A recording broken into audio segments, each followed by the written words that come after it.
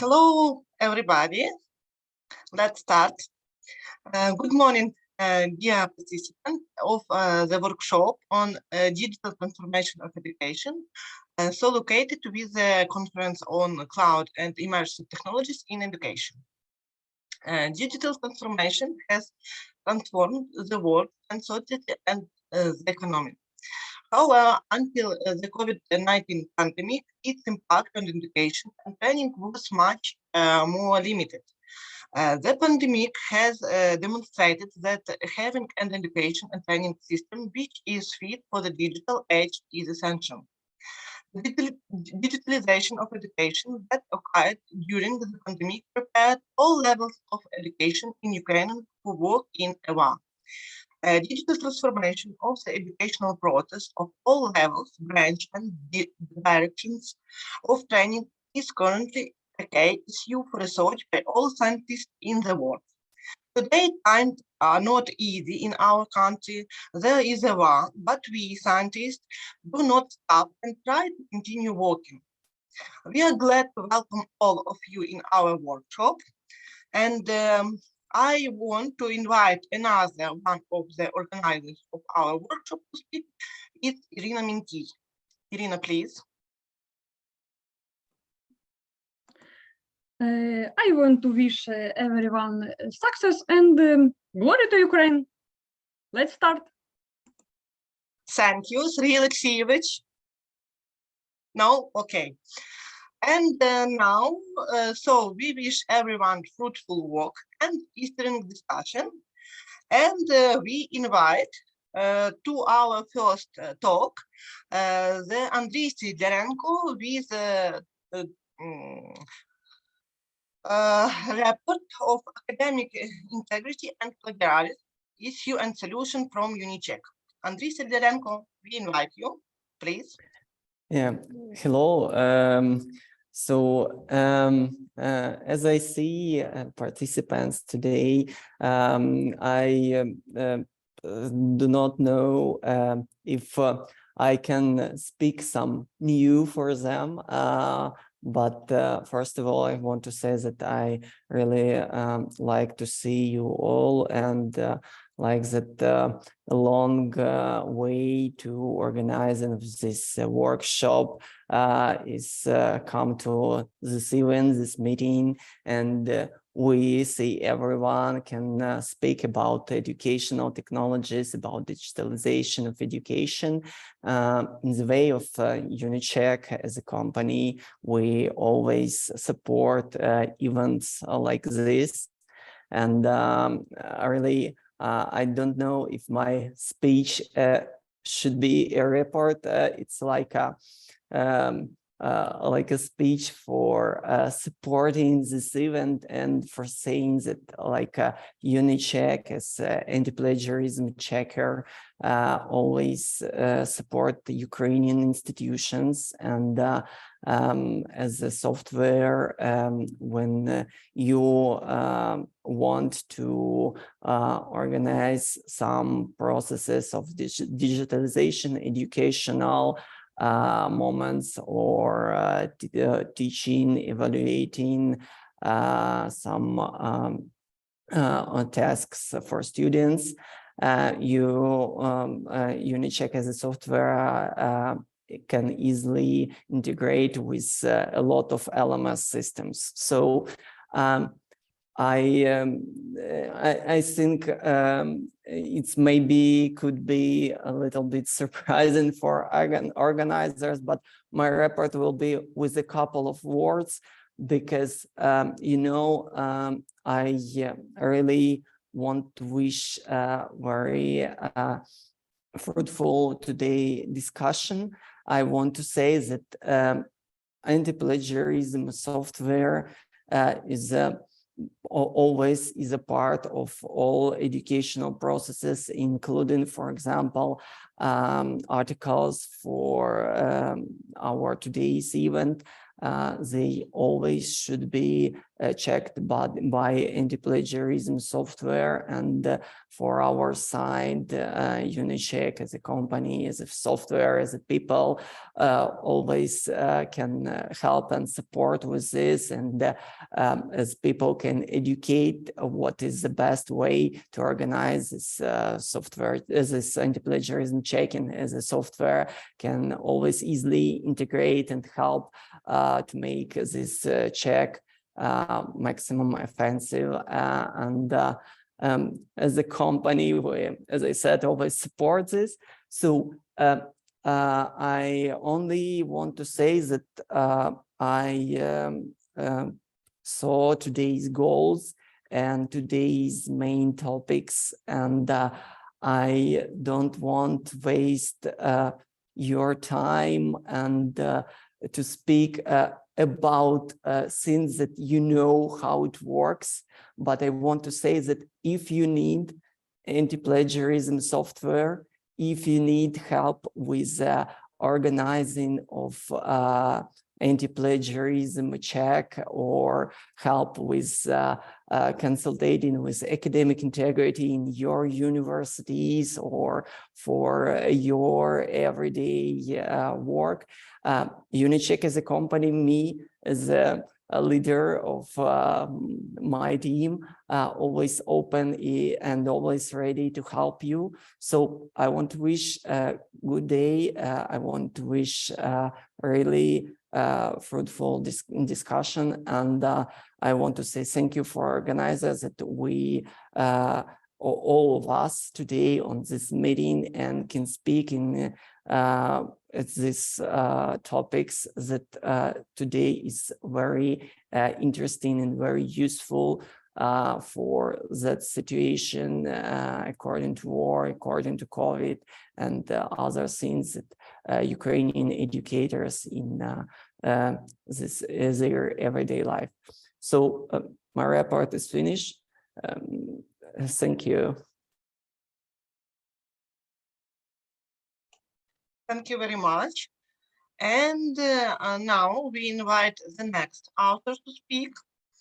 The next author is Artem Artyukhov, and his report on the topic quality of education at the modeling object black, white, and gray box for national economic development. And now I start this report. 1 second, please. Dear colleagues, good day. On behalf of our authors team, let me present our scientific work entitled Quality of Education as the Modeling Object, Black, White, or Grey Box for National Economics Development. When we will try to create the description of the dynamic system quality of education, we should consider the relationship between its socio-economic impact and the following properties. You can see the list of these properties on this slide. The level of autonomy and openness, system reliability, system dimension, so on. This work aims to analyze the system of quality of education as black, gray, and white boxes with the analogy between physical, engineering, and non-material system. In this case, it's mandatory to assess the impact of the design on the socio-economic development of the organization, territory, country, so on. The first stage of our investigation was the bibliometric analysis. As I said before, we will try to create the analogy between technical systems and socio-economic systems.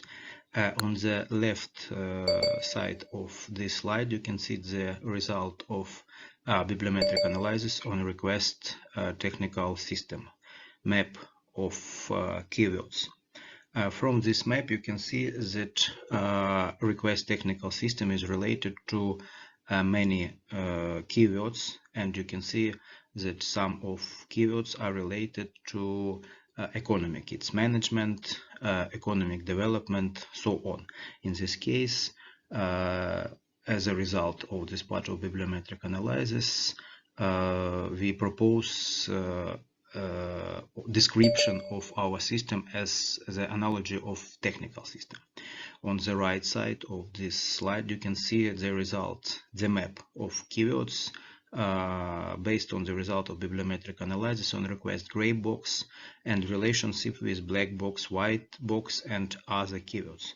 You can see that it's interconnected map of keywords, and as a result of this part of literature review and bibliometric analysis, we can see that it's some evolution from the black box to white box approach.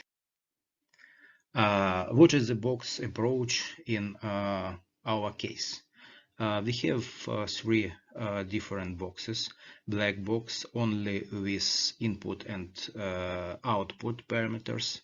After this, gray box with the same parameters and control parameters. And the next one is white box with the system parameters and dystopian parameters. The best way of description for the system, dynamic system quality of education certainly is a white box, but in some time we have no enough input parameters, control parameters, system parameters, as well as dystopian parameters. In this case, we need to solve this problem and go to the white box approach. This is the best way, as I said before. Example of the white box approach for the description of dynamic system quality of education and its socio-economic impact. The main output parameters, for example, are the rating of university educational program among employers, average salary of an educational program from the graduate, career growth of the educational program graduate. What are the input parameters? You can see the list of these parameters on this slide. The list of educational programs, the present absence of students training and the expense of state funding, cost of training, the competitors in the region, base of practice, and list of the potential employers. Also, you can see the system parameters K, which can be presented as features of the educational program and the educational environment in comparison with similar programs. We have the list of educational programs, for example, in Ukraine, and we can see what is the place in this list is for our education programs. Parameters of control U can be represented via radial diagram with the assessment of the influence degree on the output parameters on the scale from 1 to 10 points. You can see this radial diagram on the upper right side on this slide. And dystopian parameters, that's changes in the policy of the Ministry of Education and Science of Ukraine. For example, its financial politics, funding the university in education and research sphere, so on. And the second one is the impact made by the military activities in the temporary occupied territories of the state economy. After we collect all parameters, output, input, system, parameters of control and dystopian control, we are able to create the stable system and find the main KPIs, the main indicators of its social and economical impact on the national level, regional level, or the university level. At the end of my speech, I want to say about the result and proposed algorithm for the sequential description of the quality education system and its socio-economic impacts. You can see on the conclusion the main points of the algorithm, and in future we try to implement this algorithm not only on the university level and maybe on the regional level. Thank you for your attention and ready for the question.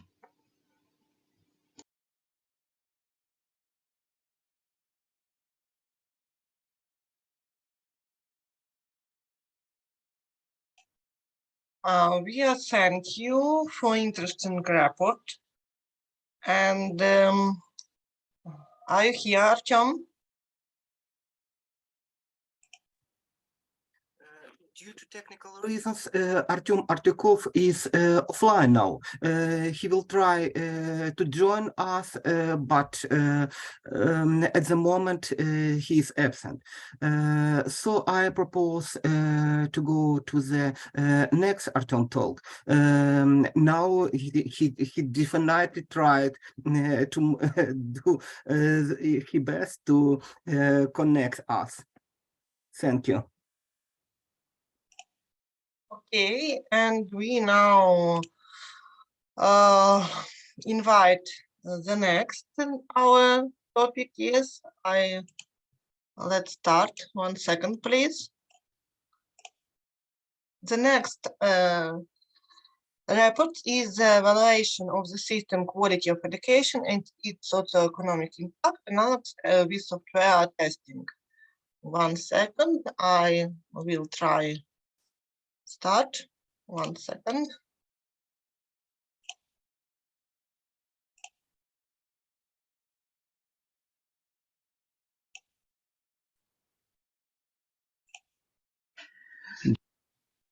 Dear colleagues, good day.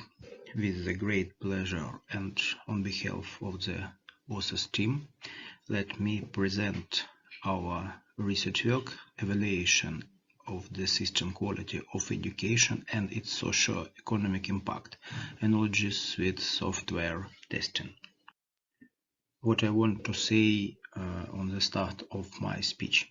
In our work, we tried to use DIKW model, data information, knowledge, wisdom model for the description of dynamic system quality of education. Much attention had been paid to DIKW model by researchers in various fields science introduced by Artyukhov in 1989. However, we propose a multi-layered DIKW-based framework for use in education quality assurance system and specified the higher education institution requirements for introduced sublayers not present in DIKW hierarchy. And you can see some analogies with quality assurance system and DIKW model. On the upper picture, you can see the some transformation, the data to knowledge, and you can see that there are some stage of verification of the model after the generation of information and obtaining of knowledge. We need to create some instrument, some algorithm for the testing, quality control and quality assurance, and after this we need to obtain the feedback and improve our system, our algorithm, and improve the main parts of this algorithm for the increasing the influence and socio-economic impact. The literature review made it possible to highlight the main areas of study of the quality of education phenomenon and the ways to describe it on the DIKW model for the data and information blocks. These are digitalization of education, successful models for building quality systems, state regulation and management of the education quality, ensuring the quality of education in subject areas, and quality of education and sustainable development goals. On this slide, you can see the results of bibliometric analysis, the map of keywords on the request testing of education, and all keywords for determining the indicators of testing the system quality of education. As you can see, the keywords are related to stakeholders, are related to academic environment, socio-economic influence, and some parts of educational processes, so on, so on. What is the general line of our research? It's a relationship between the sustainable development goals and the provision of quality criteria for educational programs. As you remember, we have two types of examination of educational programs. First type is internal examination, which is based on internal quality assurance system at the university level. And the second one is external examination, which is based on the criteria of National Agency for Higher Education quality assurance. And on the bottom part of this slide, you can see the 10 criterion of external examination. And the top part of this slide, you can see the relationship between some sustainable development goals and some numbers of criterion. You can see that these criterion are related to design and objectives of educational program, structure and content of the educational program, access to the educational program and recognition of learning outcomes, teaching and learning in the educational program, control measures and academic integrity, human resources, educational environment and material resources, internal quality assurance of the educational program, transparency and publicity, and learning through research. And for example, you can see that sustainable development goals goal number 4, quality education, is related to the criterion, for example, 1, 2, and 8. And you can see that 5 sustainable development goals are related to 10 criteria of external examination of educational programs.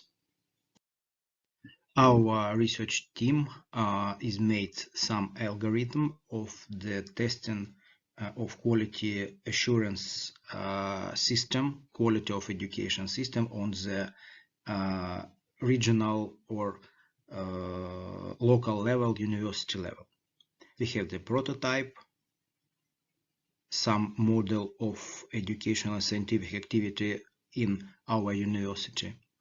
We have some stage of testing, and the last one, but the main part, is the part of external quality assurance, and on the results of the external quality assurance and feedback from our internal and external stakeholders, we are able to make some changes in this algorithm and create improved version of this algorithm. And we are able to do it step by step, and we are able to do it many times. And in final, we obtain, it's our point of view, some ideal system for this period, because for the next period, for the next year, for example, during the change in our approach from Ministry of Science and Education, maybe we will obtain some other algorithm. And what I want to say in conclusion section. The proposed testing algorithm for the dynamic system quality of education allows to conduct a two-stage performance check. It's very important, two-stage performance check, and highlight the possible loss of connection, the appearances of bugs between the elements of the system. This approach for assessing the effectiveness of the function of the model through internal and external testing.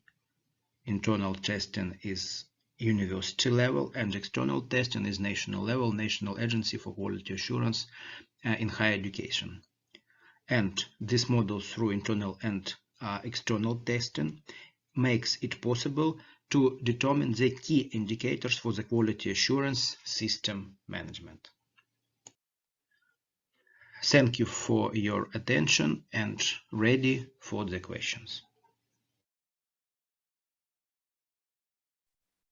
We thank you for your interesting report. And Artem, are you here? Yes, I see you here. I'm here because the timing of my presentation will be at 10:30, and I connect only now. That's why I saw my second presentation, but I'm ready to answer to the question for all your question. And one of this question I see from Irina. Two questions Yes. from Irina. Yes, two questions. What I want to say about criteria of external quality assurance.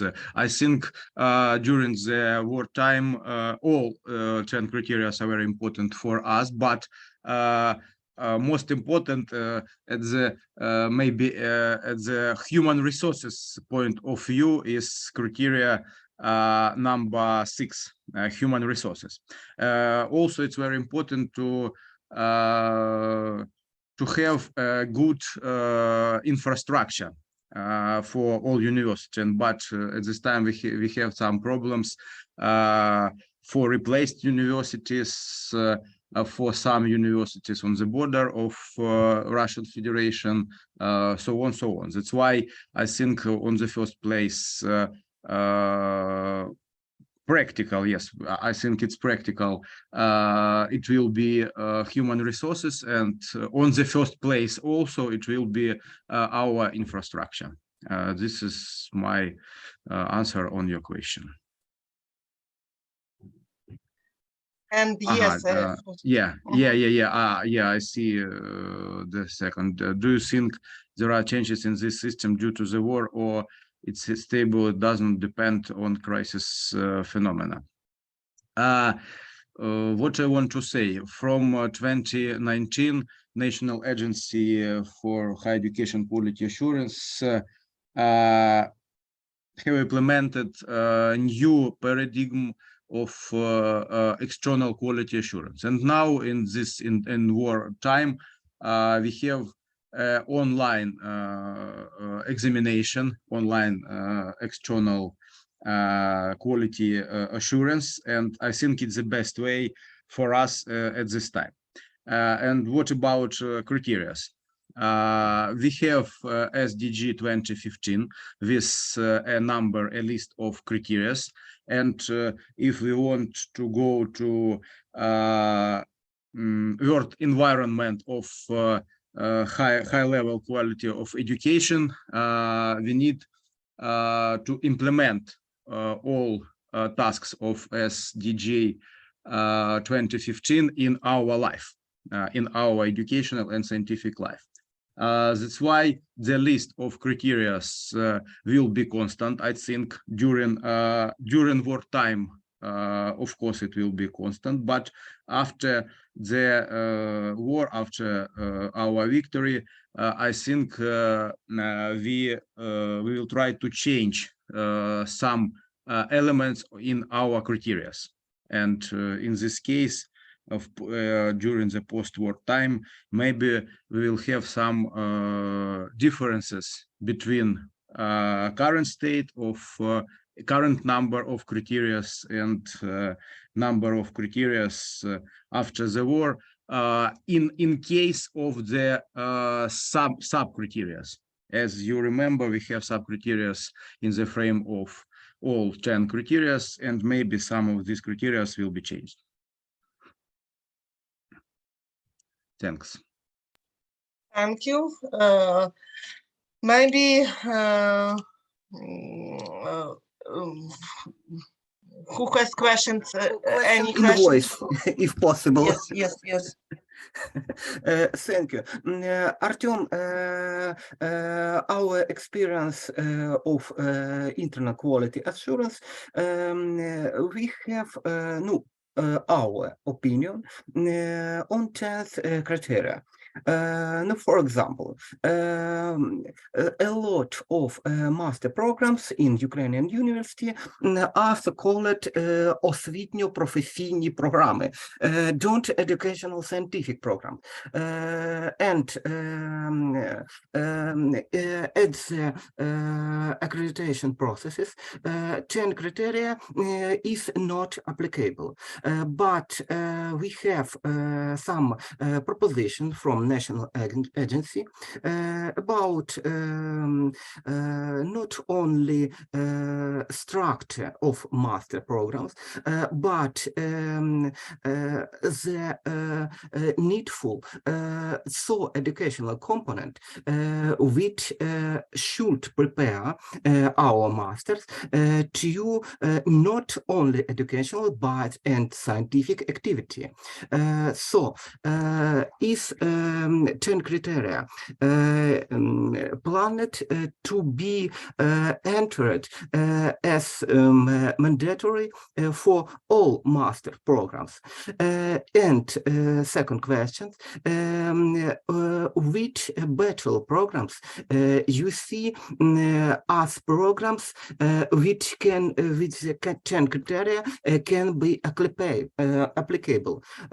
For those who don't remember every criteria, 10 criteria is education through results to investigation. It's a usual process in every university. Thank you.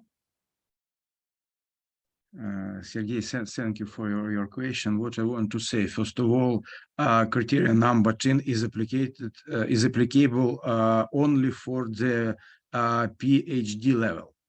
It's not a master level, only PhD level. And in this case, all programs on the level of a bachelor and master are examined by 9 criteria, from 1 to 9. And 10th criteria is criteria only for PhD programs, third level of education. And in this case, it doesn't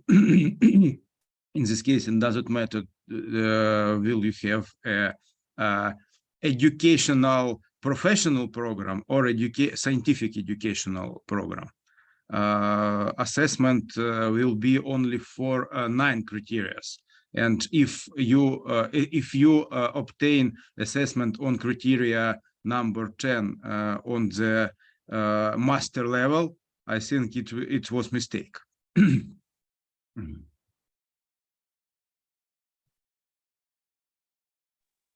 Thank you.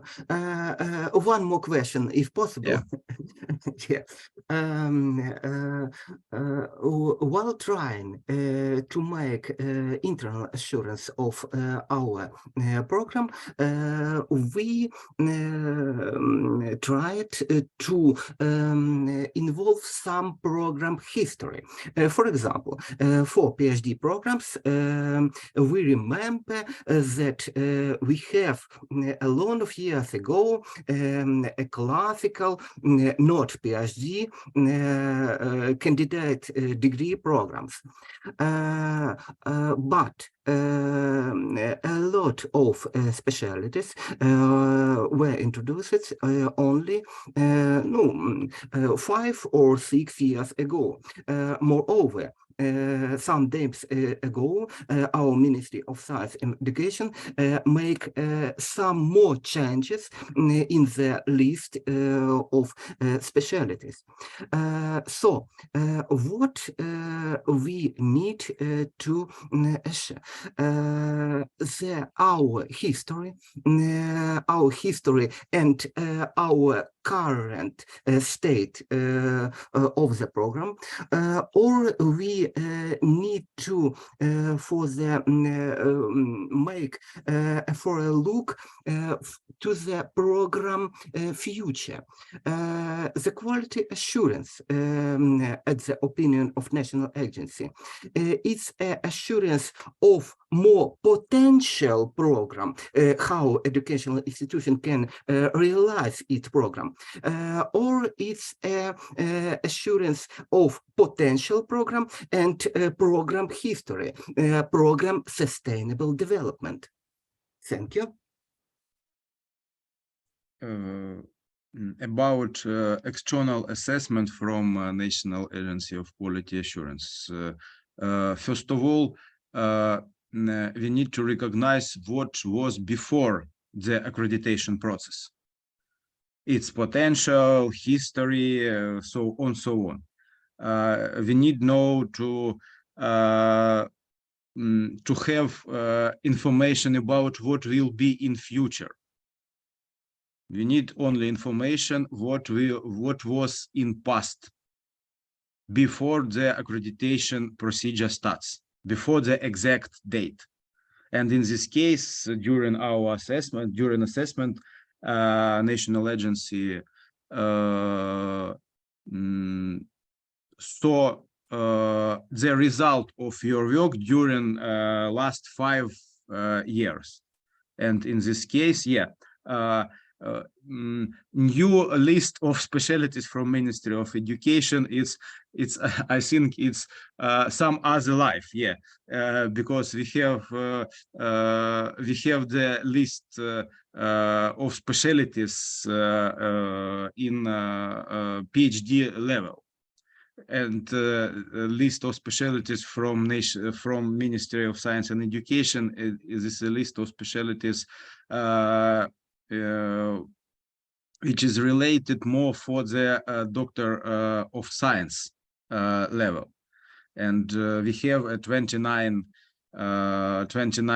areas for the PhD level. From one is pedagogical science, and 29 is international relations, as I remember. And inside all these areas, we have sub areas, for example, machine building, energetic machine building, chemical technology. We have a chemical technology and biotechnology, so on, so on. And the main thing for us, for the national agency, is assessment of your potential from the start of your program to this time.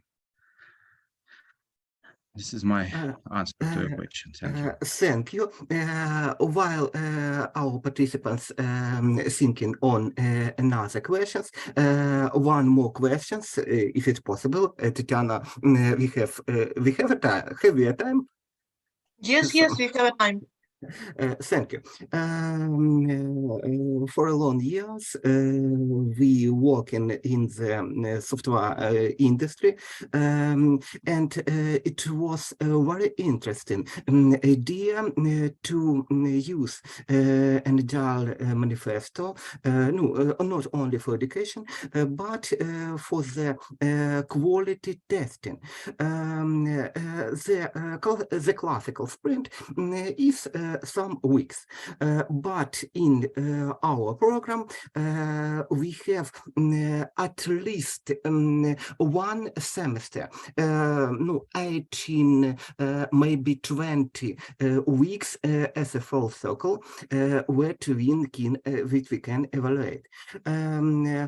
Our university every year initiate a complex, not re-evaluation, some complex internal check for the educational program. So your recommendations, if possible, what typical works we can do during a year to be more chances that our internal view on quality of education can be externally accepted. Thank you. First of all, we have, I think, in Ukraine, we have specific documents, standard of higher education for the exact specialty. And all information about this specialty, about this educational program, as we talk about a new paradigm of accreditation, it's not specialty, it's education program. And we have all condition on all features of the education program in this standard. If you have no standard of higher education for this education program, you need to search analog of this program in other university. And it's very important. Maybe it will be educational programs after accreditation by the national agency. Maybe you have some good examples from the foreign universities, because in every Ukrainian university, we have specific situation with the construction of educational program, with human resources potential, with infrastructure, so on, so on. That's why during the year, you need to mark all question from national agency if you have these questions, and you need to to create new internal quality assurance system, of course, because it's related more to educational program, not for university at all, I think, because some criteria, for example, criteria number 8 is about quality assurance, internal quality assurance. Criteria number 5 is about the examination and academic integrity. Yes, it's related to all university, but criteria number 1, number 2, for example, number 6 is related to educational, only for 2 educational programs. That's why what are the steps? You need to learn a new and best experience from other Ukrainian university, if this experience exact, and you need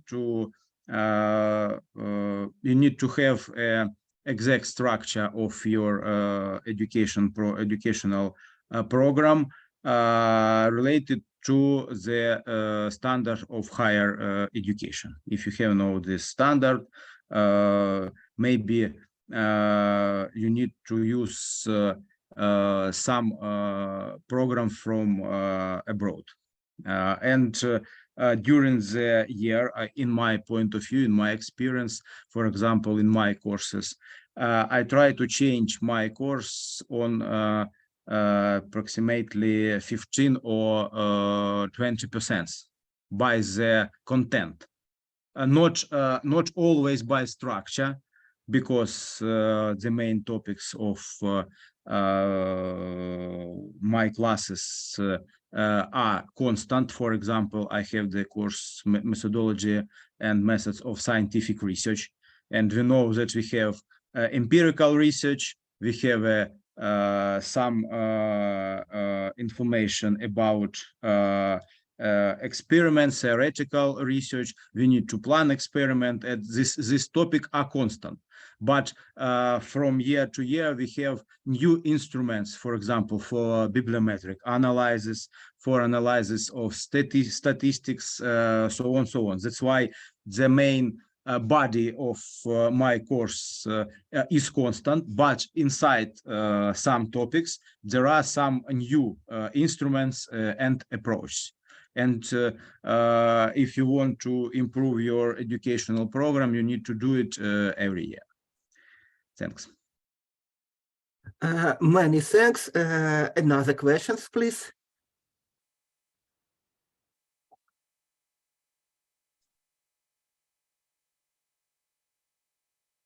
No questions. So if we no questions, we invite the next author to speak.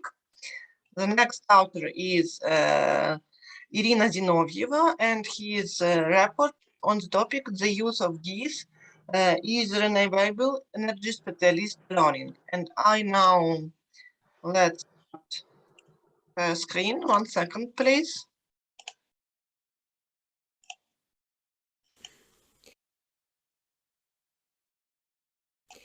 I would like to introduce topic the use of GIS in renewable energy specialist learning. The global trend of recent decades in the gradual replacement of traditional energy sources with renewable ones for improving the environment, climate change prevention, and others. Even technologies that help increase the efficiency of renewable energy resources are GIS systems. That offers a lot of functionality of the transition cycle. In particular, for solar generation, GIS can be used for solving difficulties of remote monitoring of sites allocated for solar power plants and assessment of their suitability. Effective management of information on the operation of stations, production and distribution of electricity in real time. Planning and management of energy production resources. With the development of GIS, scientists and energy professionals are finding new and new applications in the fields of RER. At the same time, it is important to pay attention to the need for high-quality training of highly qualified specialists in the field of RER. The educational and professional training program for study in Measure 141 electricity, electrical engineering and electromechanics is focused on training primarily competitive professionals who have developed professional competencies in the fields of RER, capable of designing, creating and operating power plants using renewable energy sources. As can be seen from the slide, such specialists are trained in 8 higher education institutions: in Chernivtsi, Kherson, in Kiev, in KPI, in Kharkiv Aviation Institute and Kharkiv National University named after Beketov, in Dnipro Polytechnic, in Odessa Polytechnic, and in Ivano-Frankivsk. Learning process takes place according to the educational programs of the first bachelor's, second master's, and third educational scientific levels of higher education. One of the areas of the potential application of knowledge of future specialists is social environmental, which should address issues related to the efficient use of natural resources, environmental protection, and the openness of government, land management, and more. The functionality of GIS is as follows: first, data entry by importing from exciting digital data sets or by digitizing sources, data conversion, converting data from one format to another, transforming map projection, changing coordination systems, storing, manipulating, and managing data in internal and external databases. Map metric operation, geodetic data processing operation, overlay operation, cartographic algebra operation. Spatial analysis, a group of functions that provides analysis of the location relationships or other spatial relationships of objects. Spatial modeling, geomodeling operations similar to those used in mathematical cartographic modeling and cartographic research methods, visualization of input, derivative or final data, cartographic visualization design, and creation of cartographic images. Output of data, graphic, tabular, and textual documentation, including its reproduction, documentation, and generation of reports, and maintenance of decision-making processes. As it is shown on the slide, and according to the author, they need to study GIS by future specialists in the field of RER, and justified at least by professional conditionality and orientation, social significance, and professional demanded. The purpose of the discipline is to acquire and to future engineer with the theoretical methodological and technological basis of the creation and operation of geographic information system, mastering the general principle of work and gaining practical skills in using GIS to solve applied problems. Such tasks include acquisition by application of knowledge and skills necessary to work with modern geographic information systems, formation of skills of future specialists in the practical use of standard geographic information system to solve applied problems, in particular use of mapping skills in the design and operation of alternative energy station, use of instruments of geospatial measurements on the Earth's surface, assessment of the suitability of land allocation for alternative energy stations, vectorization and geometrization of areas located for renewable energy sources, analysis of climatic condition and the impact on the georesource plantation of the environment, and others. Table describes the introduction of the discipline GIS for RERs, specialists in the educational process of training specialists in the field of RERs, pursues 3 groups of goals. Based on the results of the analysis and the task of developing professional competencies within the discipline, the author's team chose the leading toolkit of the course Sega GIS as follows: system for automated geoscientific analysis. GIS is specialized software designed for scientific geospatial analysis and modeling of open source data. Availability of the necessary functionality for training needs. The next types of data are supported: bitmaps, tables, and database, ERS data, vector, objective, points, lines, polygon shapes, TIN classes. Metadata. Legal and free use of software for the need of the education process, used under the GNU General Public License. Measurements of the area of CAC, Starokozachia, Ukraine, Odessa region, using Google Earth, and determining the average level of precipitation in Ukraine in the first quarter of this year, December, January, and February. As for the conclusion, can be started that today GIS is only gaining momentum in Ukraine, which is facilitated by several factors.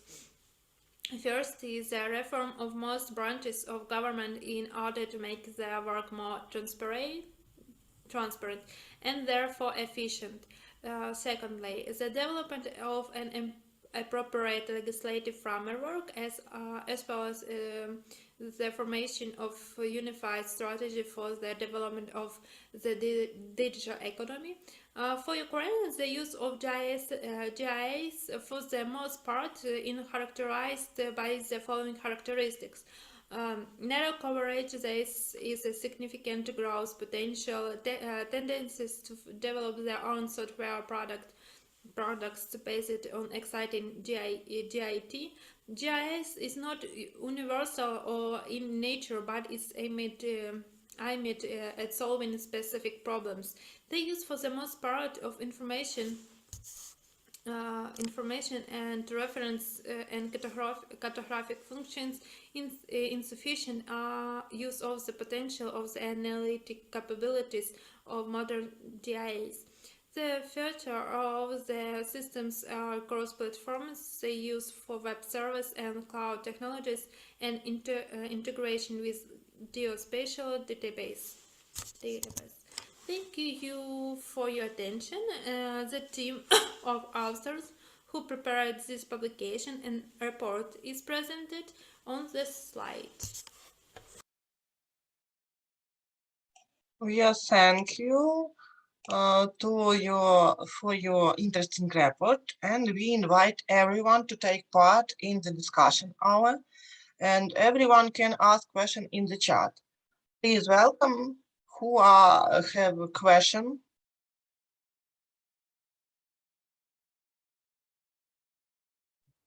The first question is about the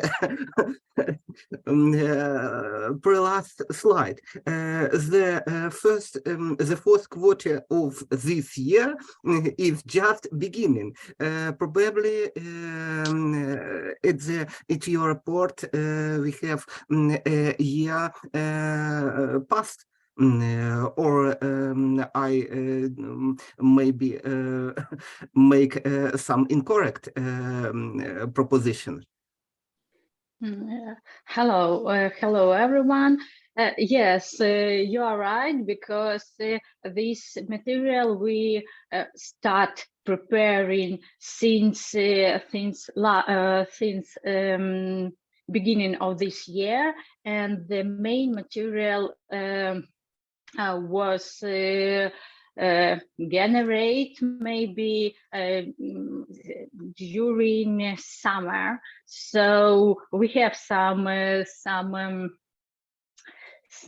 aspects, yes, that there is no maybe true or change now, because according to the war and the real situation in Ukraine. But I want to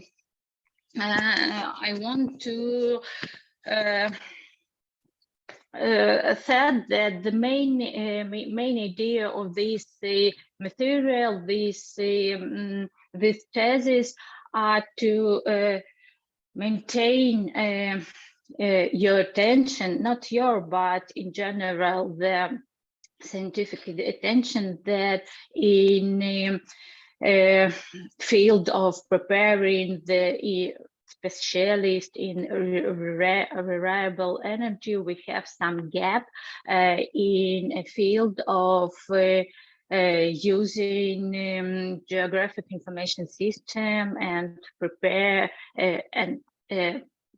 the specialist with these skills and this competence.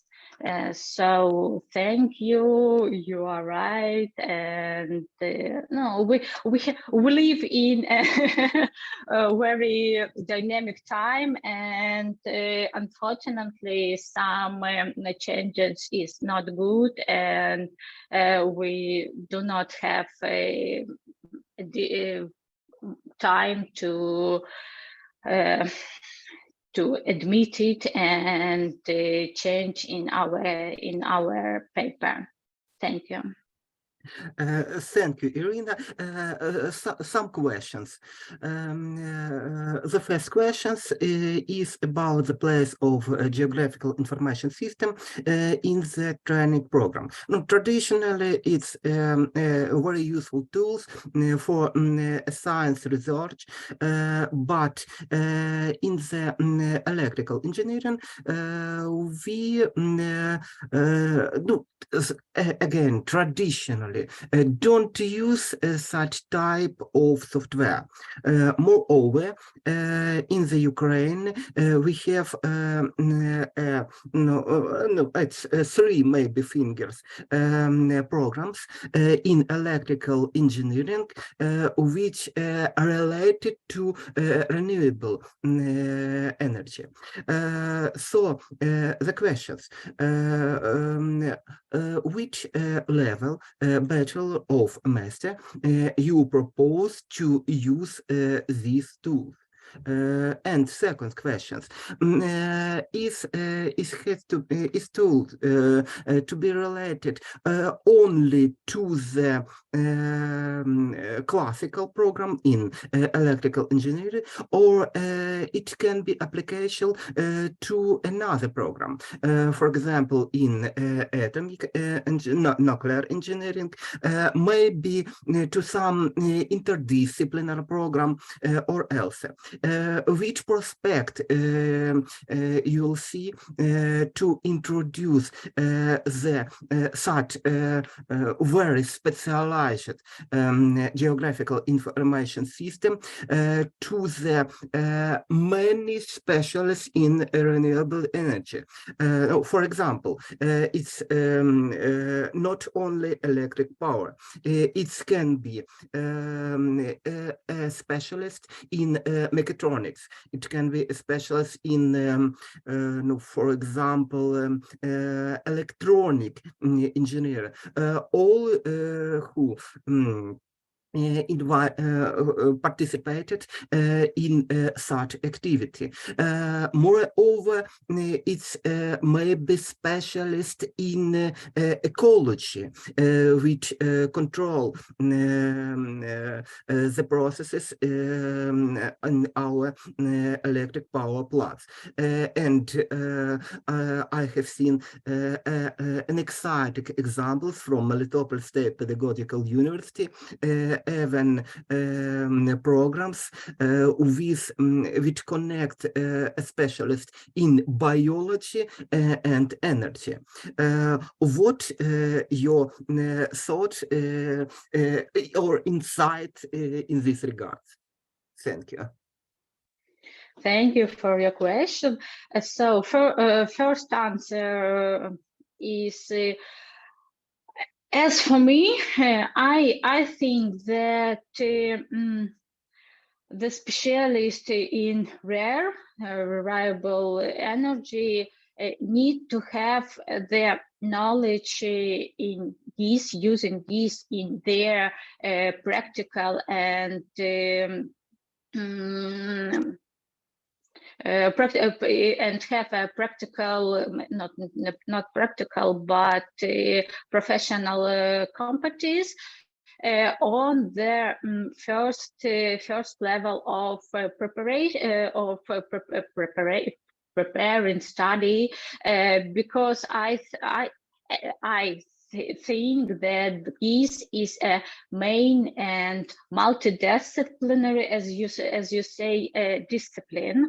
So I thought that it could be like a variable part of Освітня програма, educational program, but you know, every university has their own point of view how to organize and develop this program. So we couldn't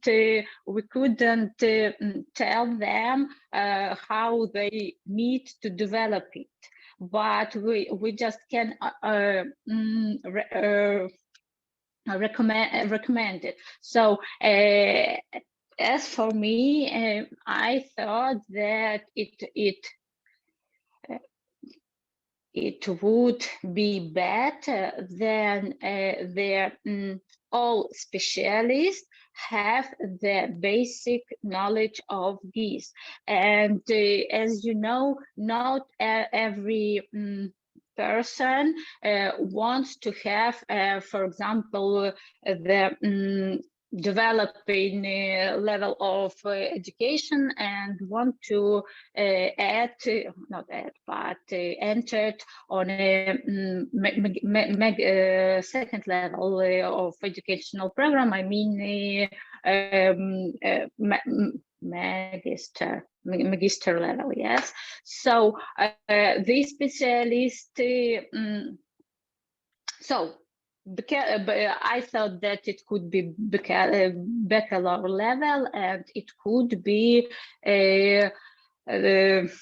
not the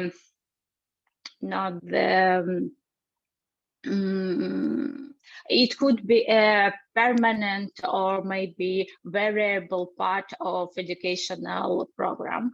And asking on the second your question, I don't think that it's question, because you speak that this it's a multidisciplinary subject, and it's useful to know for many specialists and program of preparing of specialists. And I absolutely agree with this statement. And I think that we need to not change, but reach our educational program to add some, maybe not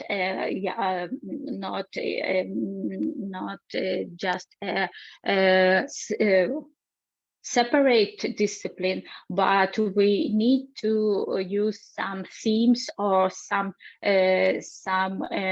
approaches, and we need to teach our students those technology like GIS and the approaches of GIS, and they need to understand how we can use the spatial data, how we can analyze this information, how we can visualization this information, because the visualization in GIS is one of the main and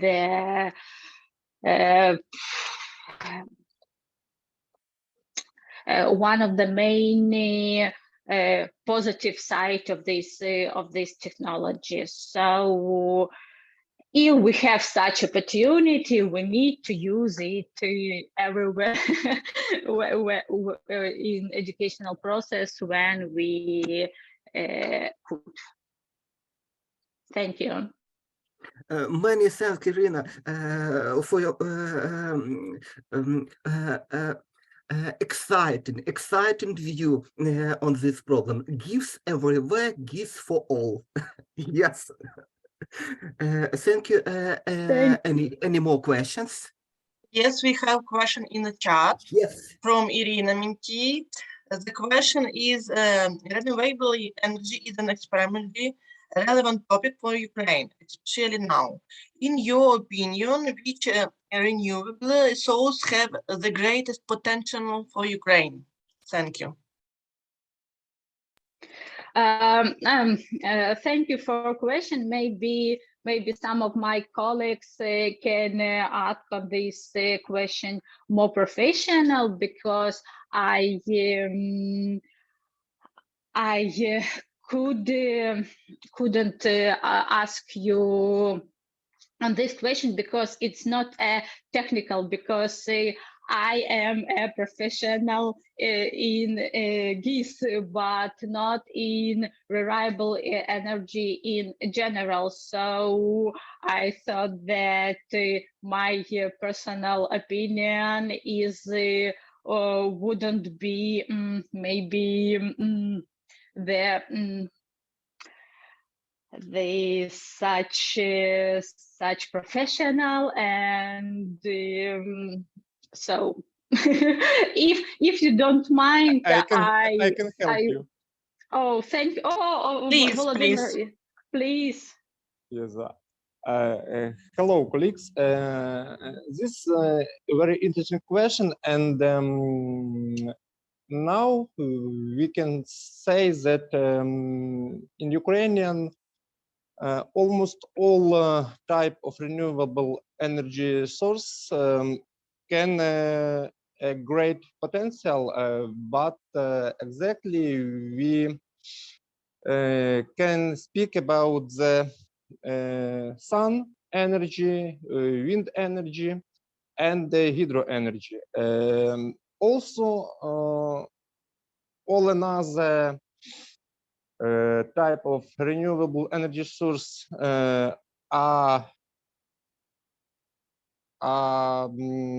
some have some potential.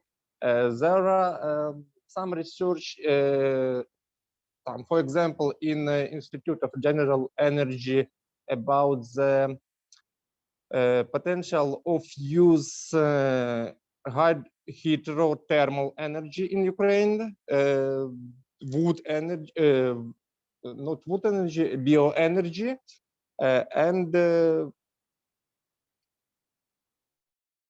for conclusion, all type of renewable source in Ukraine have great potential. Especially the most famous of them, sun and wind energy. Thank you. And I think Sergei Alexeyevich want to say something. Yes, at the moment we definitely use the sun energy to make the sustainable our work at the time of this workshop. So energy situation in Ukraine, the Ukrainian sun will be always even this winter. Thank you. And we thank you. If everyone want to ask the questions, you may ask the questions also in live and in a chat. And we now invite the next our author to speak. It's George Abusalid and Gia Zodze. Are you here or not here? I don't look at the chat here, and we maybe if there are no authors, we will skip, yes, Sergei Alexeyevich, this report for now and move on the next one, yes? Yes, we will try to move this report at the end of workshop. If the situation will be critical, this report will be moved for the next conference day. Thank you. Thank you. And our next author who we will invite to the speak is Lilia Luparenko, and his topic web-oriented encyclopedic edition as a tool for dissemination of verified knowledge in the field of education. And now I will start 1 minute, please.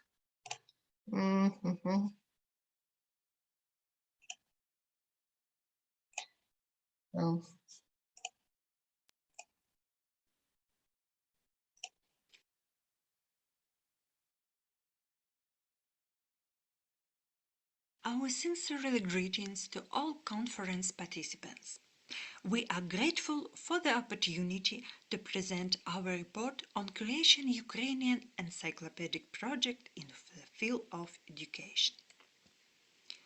The exponential growth of the scientific data in the 21st century contributed to significant changes in the interpretation of established concepts, their periodic clarification, and the emergence of new terminology. The creation of online encyclopedias is a tool for the popularization of science, the dissemination of knowledge, and the involvement of citizens in technical and innovative activities. The review of online index corpus of Ukrainian encyclopedias show that as on September 2022, it contains information on 424 national encyclopedic editions. 253 of them are professional, 134 is regional, 16 is personal, 11 is general, and 11 is children's.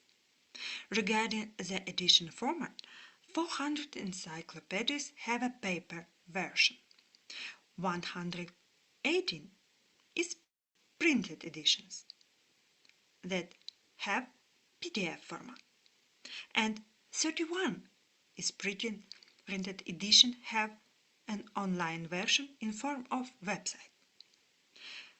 19 samples are online projects developed without printed version.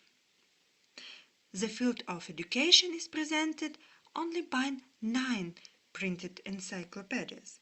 2 of them are available in PDF and 1 has a website. Electronic Library of National Academy of Educational Science of Ukraine provides full text online access to 5 glossaries, 25 dictionaries, 1 thesaurus, 21 reference books and 3 dictionary reference books, as well as individual articles from Encyclopedia of Education. During the search for the encyclopedia term in Sukhomlinsky State Scientific and Pedagogical Library of Ukraine, the 114 printed editions were found, but no one full text online edition.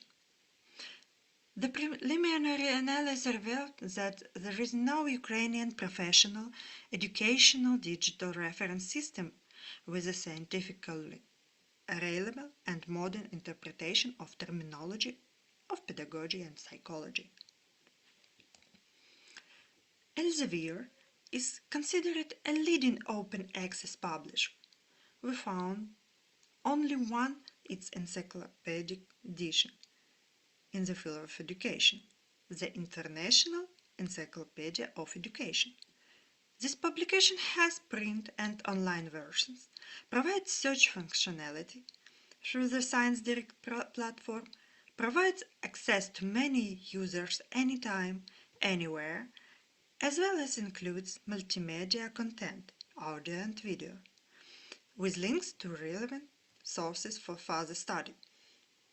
We took this ideology as a basis when designing our project. The table presents a difference between subject classification of the International Encyclopedia of Education and our project. In 2021, the Institute for Digitization of Education of the National Academy of Educational Science of Ukraine started the creation of the Ukrainian Electronic Encyclopedia of Education. It will ensure the formation, systemization, unification and updating of the conceptual and terminological apparatus of pedagogy and psychology. The target audience of this online project is scientists, teachers, students, practical psychologists, heads of educational institutes, so on. The structure of encyclopedia site provides a gallery of 9 thematic sections: registration and login block, a search toolkit, and the ability to change the interface language, as well as the bookmarks, about us, alphabet, authors, and contacts. Separate sections contains information about the editors, privacy policy, provision on open access, conflict of interest, and plagiarism prevention, educational materials for users, and frequently asked questions. The Ukrainian Electronic Encyclopedia of Education provides users with the role of reader, editor, section editor, administrator, and as well as the ability to read, download, describe, review, and edit encyclopedia articles. Additionally, the user has created his collection of articles and proposed a new term. According to the object of description, the materials of encyclopedia are divided into biographical articles, articles about institution, documents, edition, events, scientific schools, digital technologies, etc. Users will be able to search for articles by keywords, thematic section, and alphabetical and numerical index. The project will be implemented as a wiki resource based on MediaWiki software platform. Due to support of this software by a wide user community and opportunity to expand the functionality by connecting a number of plugins. Currently, the developers have designed the structure of the website, carried out its program coding, developed typical article templates, as well as guidelines for different groups of users. We hope to achieve expected results that include possibilities to collection, search, update, linking, multimedia, modernization, and technologies improvement. Thanks for your attention. Thank you for your interesting report. And now we will invite to take part in the discussion everyone. And if you think, may I ask the question? At what stage in the encyclopedia feeling now, and how long will it take to complete? Thank you.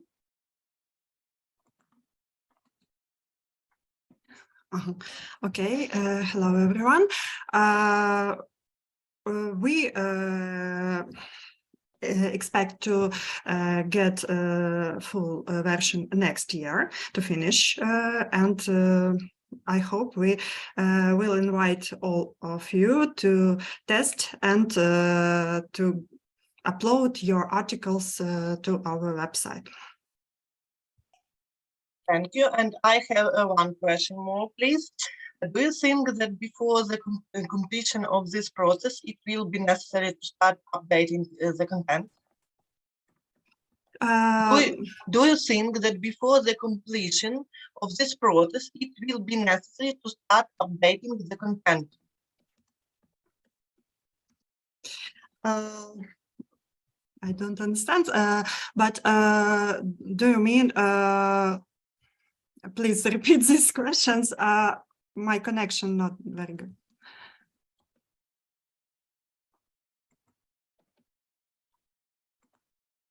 In chat, please. We have uploaded a test content yet to test the functionality of some tools. This process is going now. Thank you. And Sergei Alexeyevich, you want to ask the question? At least 3 questions. Question number 1. As production as the production example, you use some Springer encyclopedies. For example, the old and even obsolete encyclopedia of education. Another Springer encyclopedia of science of learning. Both them are presented by Springer in Springer link. With some restrictions, we can view the start of every article. We can see even the full reference list. He protects the structure of this encyclopedia, but when we try to see any article as full article from this encyclopedia, we must pay some euros to Springer. Your work is not voluntary work, it's a state financial program, but this financial for some years only. So the first question, who and for which money will continue to support the Ukrainian Encyclopedia of Education at time when finances are ended? Finance shit happens.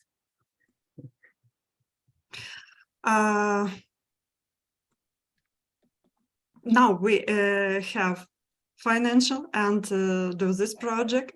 In the future, we hope the scientists want to upload their articles, and we will invite all of them for I think it will be useful for them to share their definitions and concepts to all people in online format.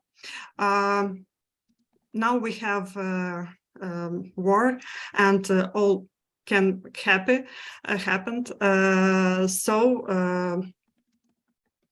Who knows the future?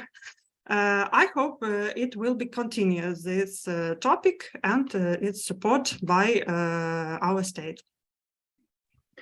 Thank you, Lilia. The next question.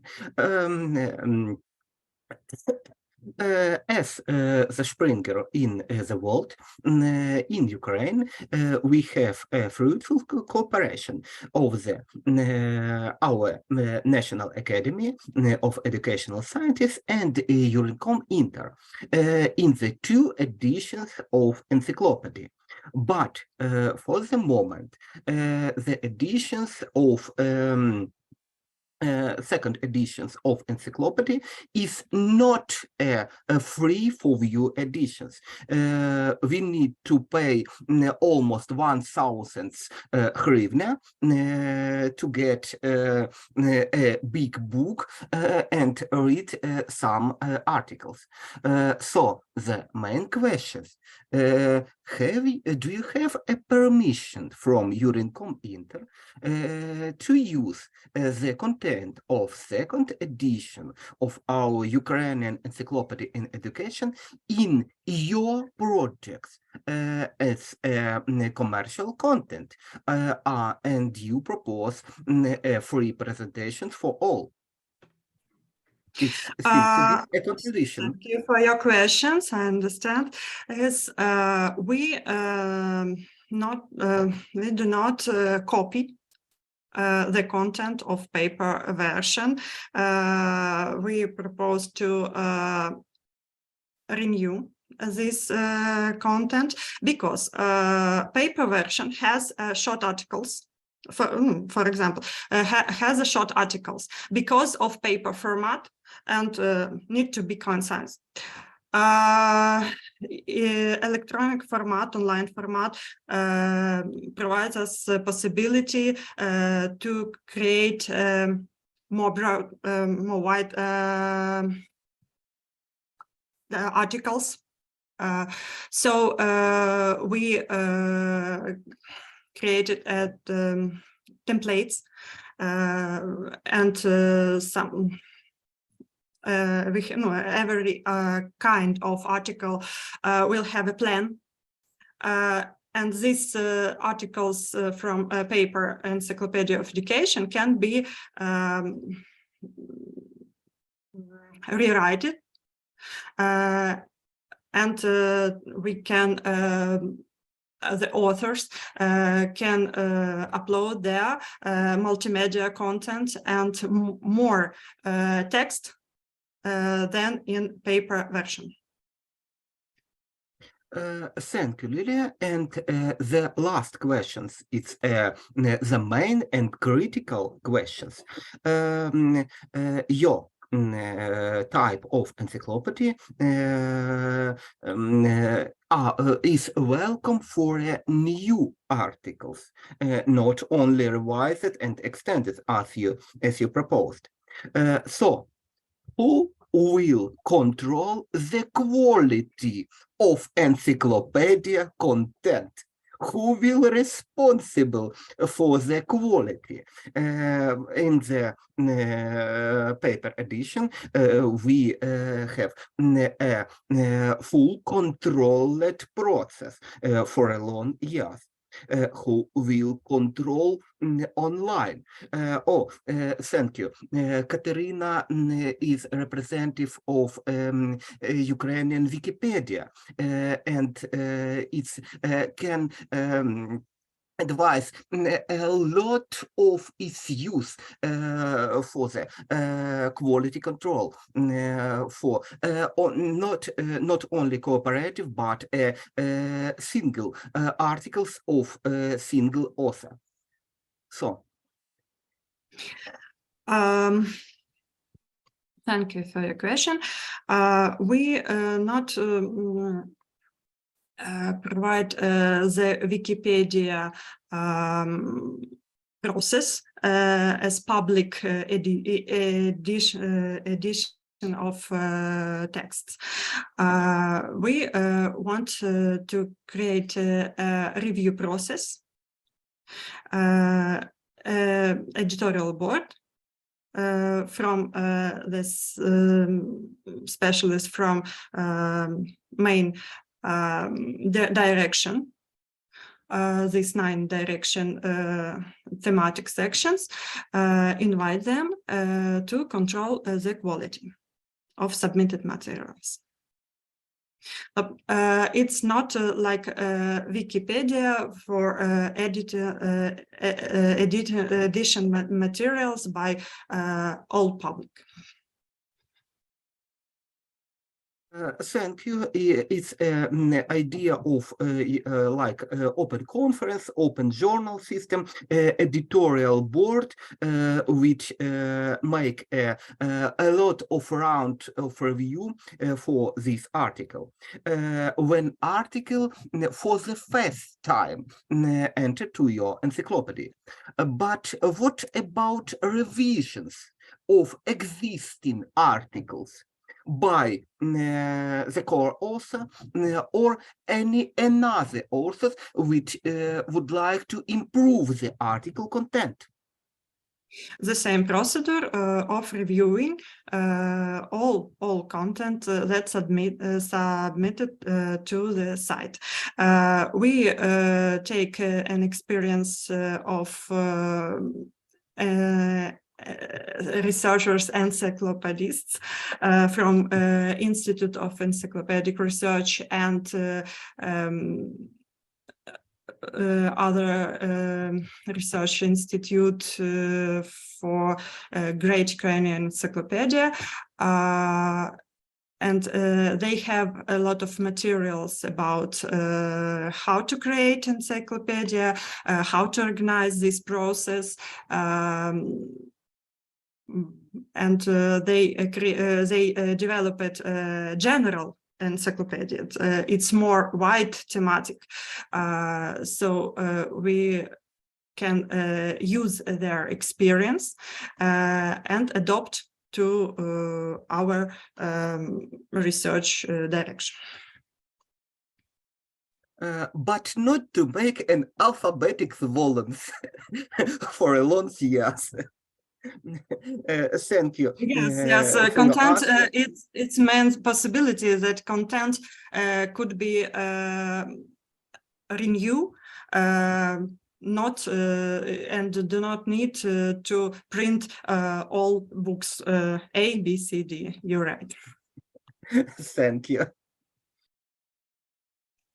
Thank you. And maybe someone want to ask the questions yet.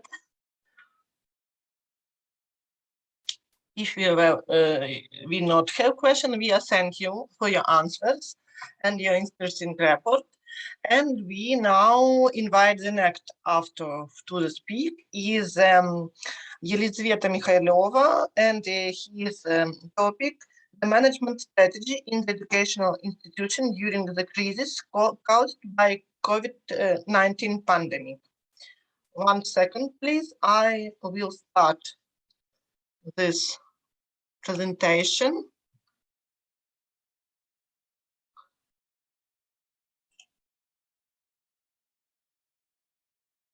I don't have access to this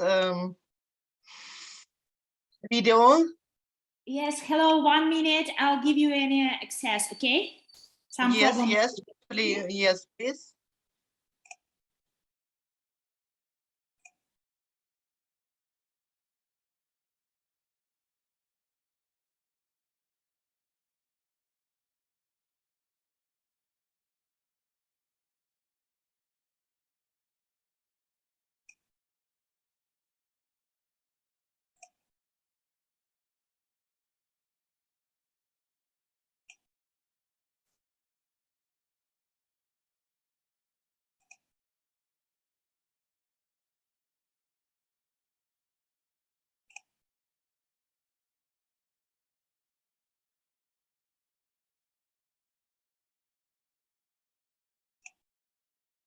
1 minute, please. After give me access to his video and let's start. Yes, you can try now, it's ready. Yes, I can. 1 second.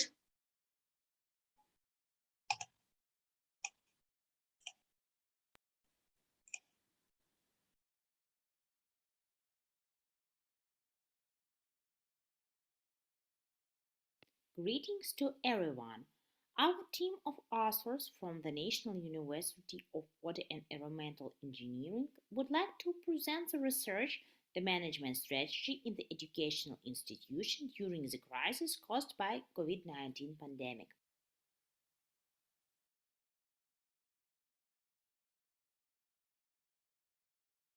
The economic crisis triggered by COVID-19 pandemic can be distinguished as two-sided process with the transformation of socio-economic process and with the renovation of theoretical patterns.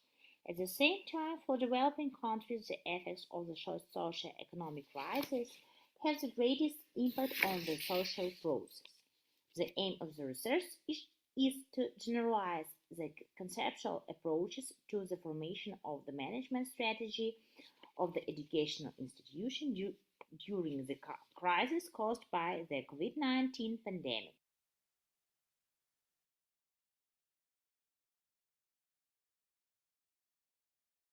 Despite the great contribution of scientists, the problem of the impact of economic crisis on education and ways to overcome such consequences still remain not solved.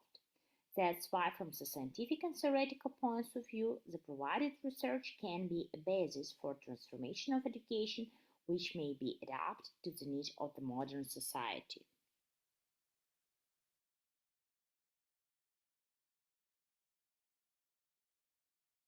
The current situation after the longest 11-year market growth in history has been marked by the explosion of COVID-19 pandemic, which has become a trigger that caused a global economic crisis. The education and the science system in developing countries is much less productive and efficient than in developed countries.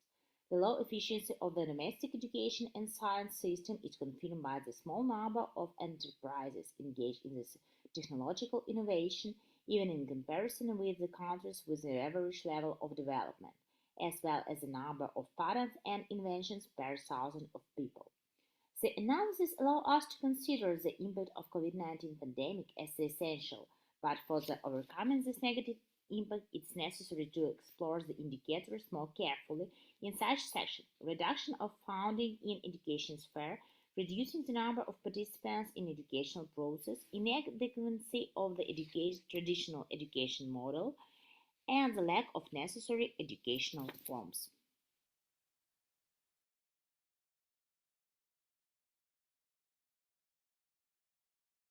Education as a sphere of economic activity has a productive nature, and it's able to bring returns both in short term and in long term, in the form of increasing income and profit, which determines a specific value of investment in education.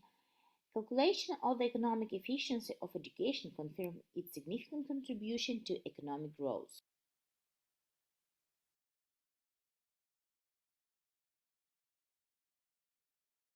According to UNESCO data, at the beginning of the 21st century, the general situation is critical because, in addition to reduction in funding for education, the number of people receiving education is decreasing. The information society, at the same time, education acts as a catalyst for human capital, improving the quality of workforce, increasing production productivity, and economic growth. Management of the education process involves achieving high-quality education by increasing contribution for the formation of well-educated graduates.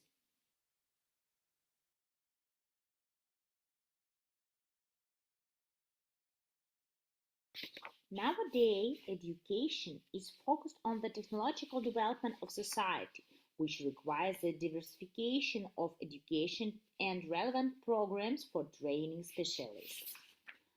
The formation of anti-crisis management mechanisms in the sphere of education should first of all provide the for anti-crisis measures aimed at the most problematic components of the educational sphere, such as funding, number of participants, and institution quality and forms of education.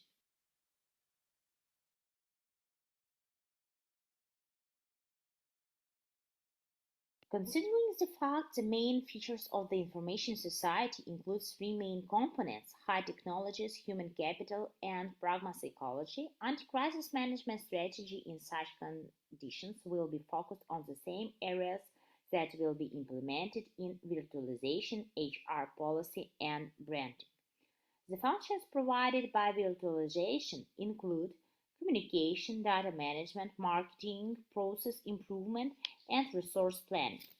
HR policy focused on controlling budget, employer satisfaction, training, and development.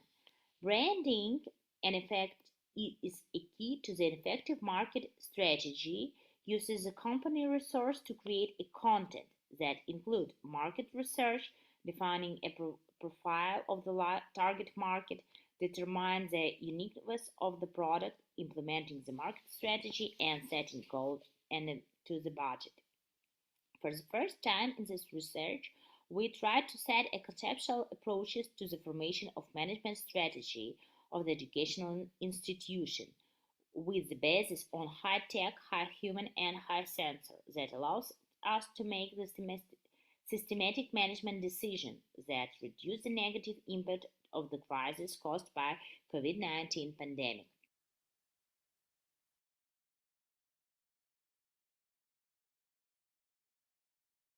This research was provided in 2020 and 2021 in view of economic and social impact of COVID-19 pandemic, which has become a trigger that caused the global economic crisis. According to the official data from the Admission Committee of the National University of Water and Environmental Engineering, the number of students in 2021 remains decreasing for 32%. And the situation may be observed because of the demographic crisis, lack of funding, and the COVID-19 pandemic influence.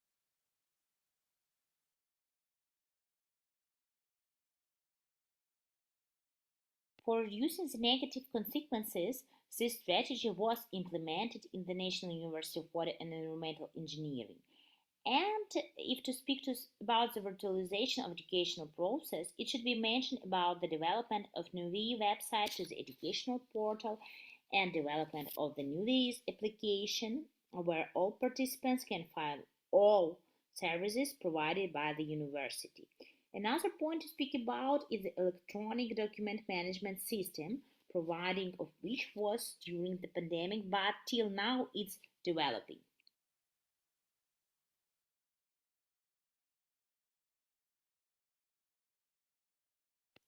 The HR policy during COVID-19 was only targeted at solving current problems of the employees, like salaries, support, creation of new virtual working place. The last but not the less important point is branding, which includes in this stage building the brand awareness and creating lasting experience with the brand. Together with all SMM channels of Nuvii, which were implemented and developed during 2020 and 2021, we started the project Education Without Borders.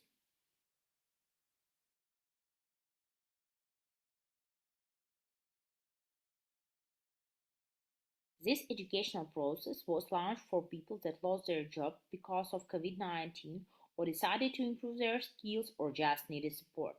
During 4 weeks of it, 250 people all over Ukraine attend 120 hours of practical classes. The project has 4 main directions: Nuvii and children, Nuvii and ZNO, Nuvii and foreign language, and advice from Nuvii.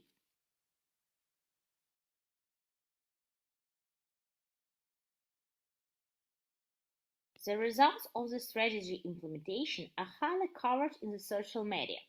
Brand recognition and brand perception is strongly increased. At the same time, the largest increase was noticed in TikTok for videos with over 1 million views, and obviously it's due to the world trends.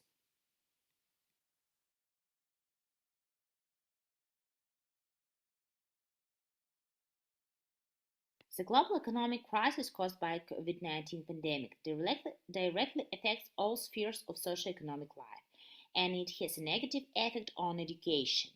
At the same time, the traditional model of education doesn't meet the demands of the modern information society. That's why there is an internal crisis in the education sector, which is developed through reducing the quality of education and lack of necessary forms of education. The management strategy of an educational institutions, which should be implemented during the crisis caused by COVID-19 pandemic, is based on the principles of the information society, high tech, high human, high sensor, which are implemented in the strategy through virtualization, branding, and HR policy that allows us to make systematic management decisions that reduce the negative impact of the crisis. Thanks for your attention.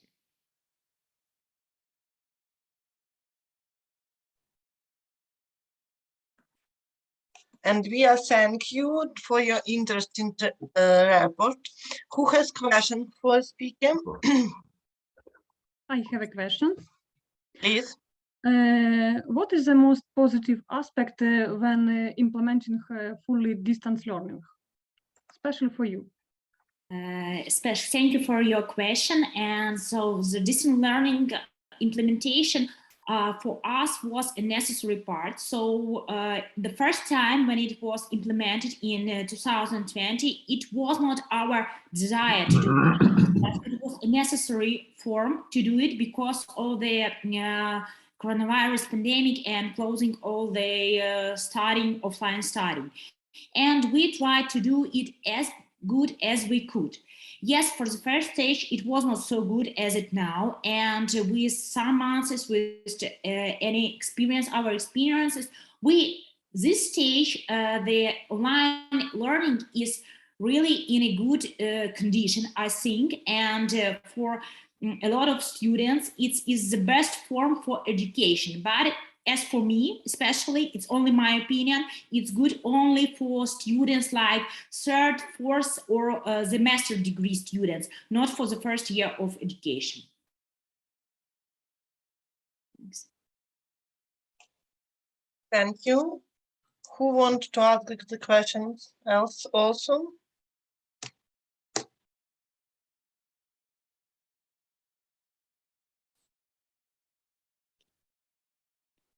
We will thank you, and if we know questions, that we invite the next author to speak is Sergei Zagorodnyuk, and his topic: organizing the synchronous remote lab works in the Institution of Technical Engineering Education. And I will start. 1 second, please. Yeah, I'm here. I start share my screen. Are you hear me? We will hear you, and I start the video presentation, and after we will discussion about your topic. 1 second. Yeah, 1 minute, please. I will see my presentation. Do you see presentation? Yes, we see your presentation. You can present your live talk. Welcome. Yeah. Oh, yeah. Thank you. Dear conference participants, this report is dedicated to describe how it is possible to organize education process for technical education engineering students, so the students can proceed fully functional remote laboratory work using only real laboratory equipment and without using any virtual emulator. Really, the traditional emulation system, education system, assumes that a lot of people together in one room. But fortunately, there are reasons that does not allow to proceed a traditional education process. First reason is the spread of infection disease of COVID-19. This problem remains relevant worldwide in any country. In addition, there is the disease of COVID-19, other important reasons also relevant for many regions in the world, particularly Ukraine is now facing open aggression of despotic totalitarian empires. As a result, educational institutions are forced to implement various electronic education mechanisms. A new and original approach for controlling a typical laboratory device is presented. Such device can include a limited number of buttons for manual information input and an indicator for visual output the information. The main purpose of research is to ensure effective operation interactions between a teacher and remotely connected students, and also complete control over the quality and completeness of laboratory assignments. The learning, as an example presented in the article, the object of research for students is the programming of ATMEL 8 microcontroller using the development board with this controller. The development board contains a matrix with a ATMEL 8 controller, digital screen with 4 7-segment indicators, and 4 buttons that can be pressed simultaneously or in any sequence. The board is connected on by 10-pin cable to the USB ISB programmer, and this programmer is connected to the free USB port of workstation or laptop. Previously, students worked with such development boards directly, but now, unfortunately, students cannot connect development boards to their laptops and works directly with it.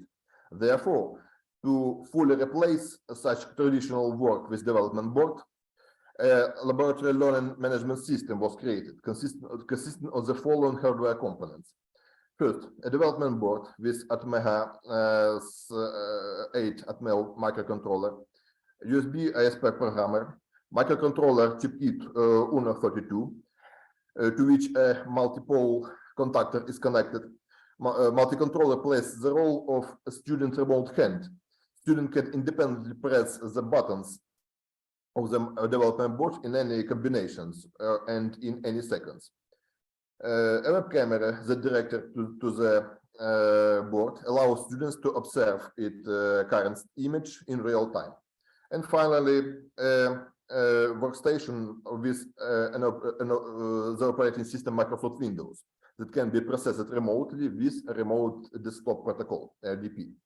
As a result, unauthorized students located in any country in the world can connect to this workstation, develop, debug, and compile C programs, burn the compiled C programs C program to the ATMEL microcontroller, run it for execution, press the buttons using chipkit microcontroller, and look through the camera to the 7-segment indicators.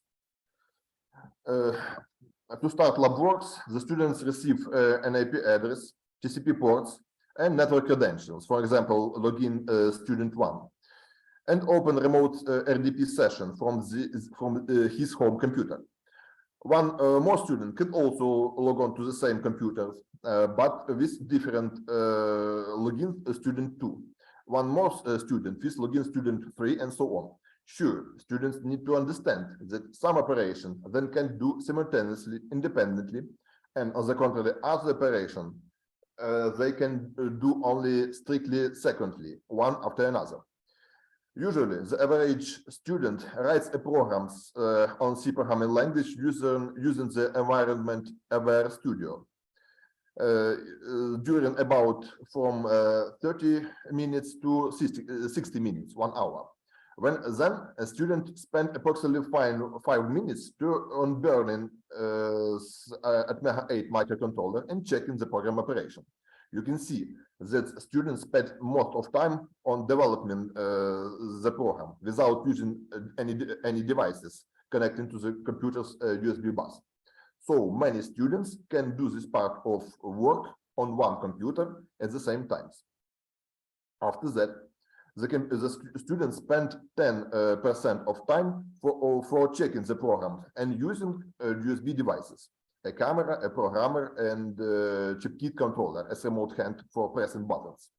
During use of these USB devices, by one student, each of them must be blocked from use by another student. Therefore, in order to run any programs to use USB devices, students first must launch the special loader program manually developed by authors and put the appropriate button. This program has 4 buttons. The first 3 of them launch Extreme Burner to burn and compile its C program to controller at Mega 8, PuTTY communication programs to press the button remotely on the development board, and VLC media player to see video stream from web camera. When a student clicks on the button, he whether successfully launched the program, or such message appears that program has been already launched by another student. Student cannot predict the result. This button sends an interactive message to all users logged on into the operating system, so students have a reliable instant communication channel between themselves. In order to press the buttons on the development boards, student must have use the PuTTY program that interacts with the microcontroller chipkit UNICHECK via serial interface. Successfully established the connection to the controller, a short instruction on the screen appears. Press or enter 4 digits. 1 button is not pressed. 2 button is pressed and released, and 3 button is pressed permanently. So students must enter a command consisted of 4 digits. For example, 3 1 2 2 1 or 1 2 1 1. Buttons on the development boards are numbered from left to right: 1 2 3 and 4. Therefore, in order to press button number 1 and not press the other buttons, user must execute the command 2 1 1 1. Number 2 must be just in the position 1 in the command. Similarly, in order to press and release the button number 4, student need to execute command 1 1 1 2. The command 2 2 2 2 press secondly and releases all 4 buttons in sequence, but in any given time only one of the buttons is pressed or not on the buttons. Instead, to control a program running all at Mega 8 microcontroller, it may be necessary for different buttons to be pressed exactly at the same time. It's easy to do, but to do this, user need to execute 2 commands. Example 1, in order to simultaneously press buttons 1 and 4, 2 commands must be executed. 3 1 1 2. Digit 3 on the position 1 presses and holds the button 1, and button 4 also press it at the same time. Command 1 1 1 1 is needed for release, is required for release all buttons. Example 2. In order to press all the button 1 2 3 4 is needed to execute command 3 3 3 2, and then to release button 1 1 1 1. As a result, the students can operate with real laboratory equipment, laboratory hardware, in the mode of synchronous remote laboratory work.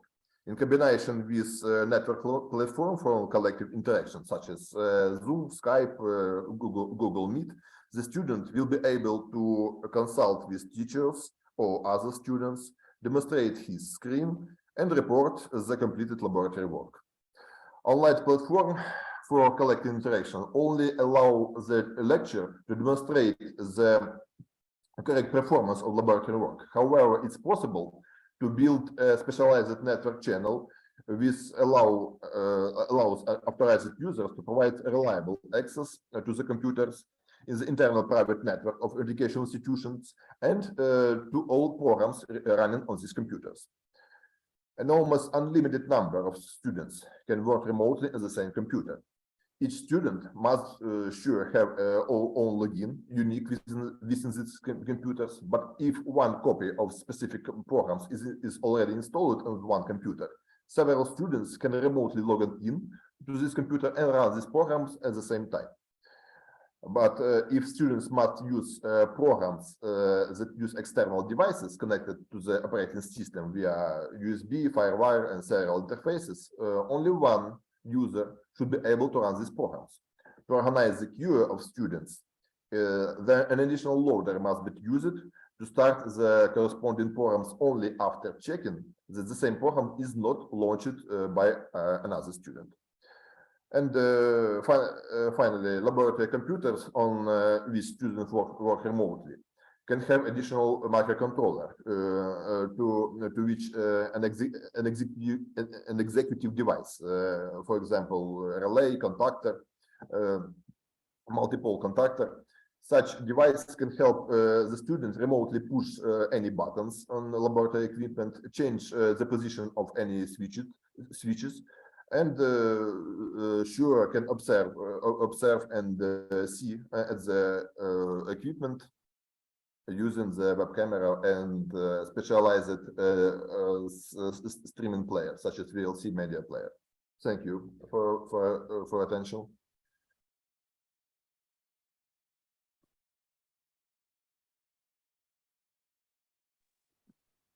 Thank you, Sergey. Thank you, Bogdan Bogdanovich. It's a very exciting talk. This pandemic, all we tried to make a real distant control, but our equipment. And for our software engineering, it's very simple. But our colleges, physicists, teaching chemistry or else have a quite big problem with in times of lockdown and today distant education in the war period. Both on your talk and Facebook post from Bogdan Bogdanovich, I would like to introduce this work as only part of series of work for real distance control for laboratory equipment for educational purposes. Bogdan, can you introduce some prospect for your long year work?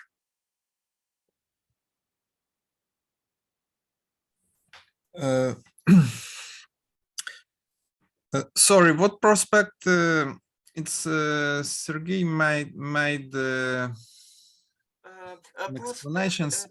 To bring a distant control to learning physics and other disciplines to existing laboratory. Yes, I can add the advanced prospects for different accents in teaching science for methodology of the such distance activities. For example, we can use such activities for IT students to program microcontrollers and made them to modify interface with graphical user interface to apply some commands to tap buttons. And when we use such remote laboratories for students of physics or electronics, we can make as accents for programming and development the internal structure of microcontrollers. And that's why we used the PATI program for control instead of graphical interface, because mainly we use such that programs for electronics, and also we tried to control how students operate with different network utilities, and tried to minimize a queue of students, because when they entered numbers manually, it's always impossible that two or many students enter the same command simultaneously. When we used graphic interface, it's more easily to press the same buttons for a group of students. So we can change controllers, we can change tasks, but mainly we have intellectual queue control systems for LMS, this one prospects, and other depends on your pedagogical activities, thoughts, and methodology. You can improve such activities because mainly technical and electronical and network realizations were implemented. Maybe if you have more detailed questions, you can ask Sergey either. Many thanks, but any other questions? I see a very lot of interest to your talk. Thank you. Here. Yes, please. Yeah, Sergey, you can add also something. Yes, our remote laboratory work only applied for microcontroller. This is applied in our course microprocessor engineering, and how to improve and how to apply the same learning distance system to the for chemistry, for example, chemistry laboratory work. How to mix some liquids, we don't know, unfortunately, and this will next generation of remote laboratory work. How to apply this in chemistry. Sergey, at least we have some experiment. We had some experiments about mixing some liquids in chemistry. Our colleagues are students and masters in chemistry and computer sciences. Proposed to make an augmented reality technology to solve this problem. For example, when we use quite good proportions, we can the same picture, or we make it for the first time, for the 1000th time, or else. So for the typical reactions per recorded video, our specialists in chemistry they say it's quite good. Moreover, when we try to combine, for example, a typical laboratory work, we have 10 liquids, some with some chemical, and 10 liquids which we can combine with them. We had more than 15 variants for to combine these liquids, but most of these combinations don't give any visible reaction, any endothermic reaction, or else. So I think we need to use the real laboratory work, the real distance control only in case when we can investigate some changes. For chemistry, in case of 50 combinations, we have, for example, up to 10 visible reactions which can be indicated. Moreover, in case when we have webcam, we need to have some conditions to see these reactions. For example, a special lamp which can be used, or some time when we have the sunshine with needful intensity. I think some such distance control it will be more useful for physics, for example, real physics, for microelectronics, but for the chemistry, it's we think about combination. The real distance control, the real control in the laboratory, and some kind of augmented reality. Moreover, there are no any difference which two bulbs can be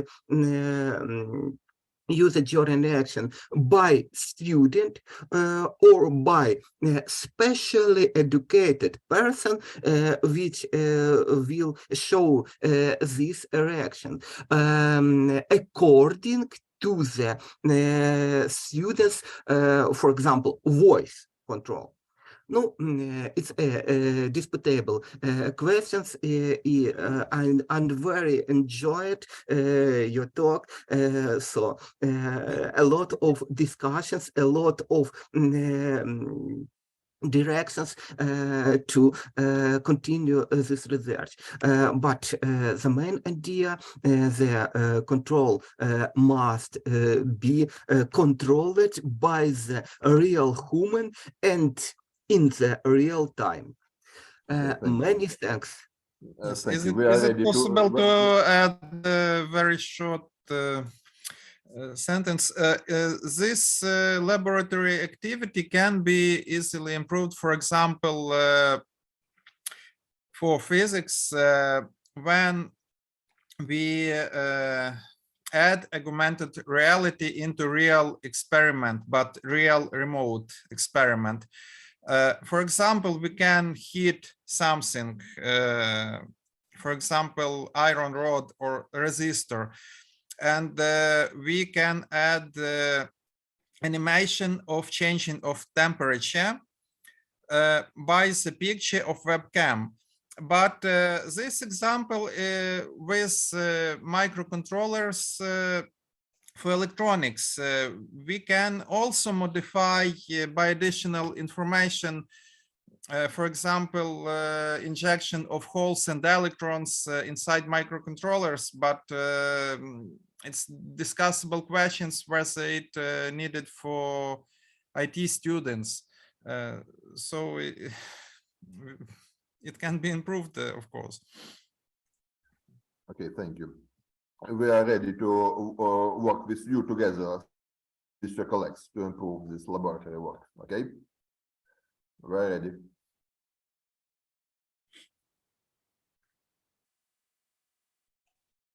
Thank you. And if we have no questions, we now invite the next author to speak. Yes, it's Alexander Dobrozhansky, Martin Bogdanovsky, Andrii Sidliarenko, and Tatjana Vakaruk, Educational Methods of Software Development for File Level Industrial Process Control Network System. 1 second, please.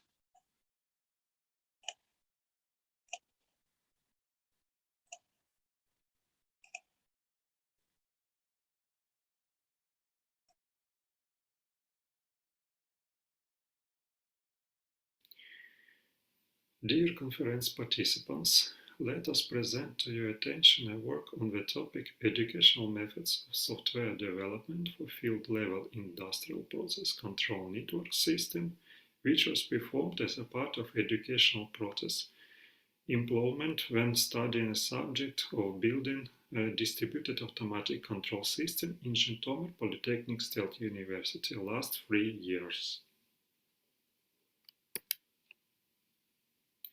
The creation of distributed automatic control system is one of modern approach to complex automation, which is based on the wide range of the hardware and technological solutions and methods. New solutions in automation require systemization of knowledge and educational methods to increase the efficiency and time costs of their assimilation and development. When the organization of the modern knowledge database for promotion and industrial network now is a fragment and focused on the specific problems described of in the literature, mainly in specialists of narrow profile.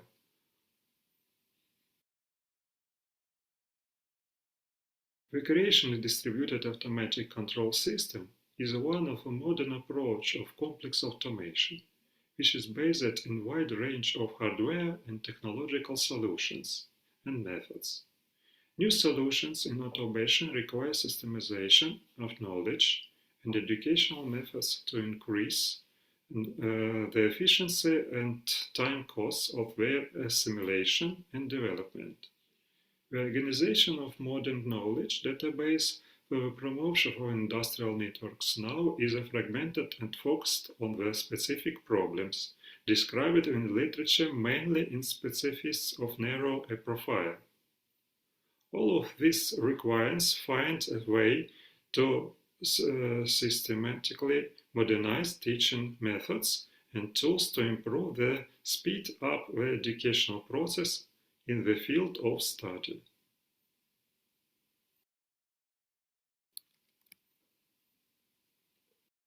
The implementation of last accepted concepts for 4.0 is currently gaining commonly use the characteristics of real and nearest future production, but at the same time the state of solving even typically automation issues up to individual companies and system integrators. Educational institutions mostly use the industrial 4.0 with a transmission to 5.0 concept model, and the level of abstraction and generalization explain the major benefits.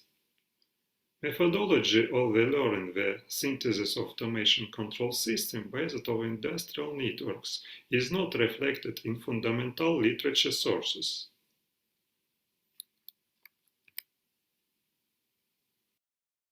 In the frame of this work, we aim to streamline the work, the subject area based on the concept of Industry 4.0, systematize and structure the educational materials, combine the new experience of application in production with the elements of educational process.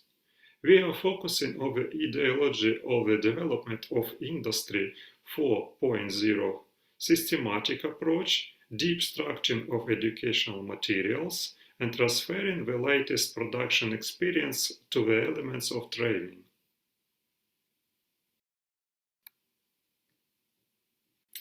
Working on the content of general methodology, we divide it into production-oriented phases of creation of knowledge bases. At the first stage, the requirement of equipment used are formed. This model outlines the object decomposition of the development of distributed automatic control system and includes techniques of measuring of storage and execution control programs, techniques of collecting and processing data, techniques of setting the configurations, techniques of performing of communication, techniques of software part creating and visualization. This sequence of technologicus is natural form of complete cycle of decision-making process in industry and needs to be consolidated in the educational process as well.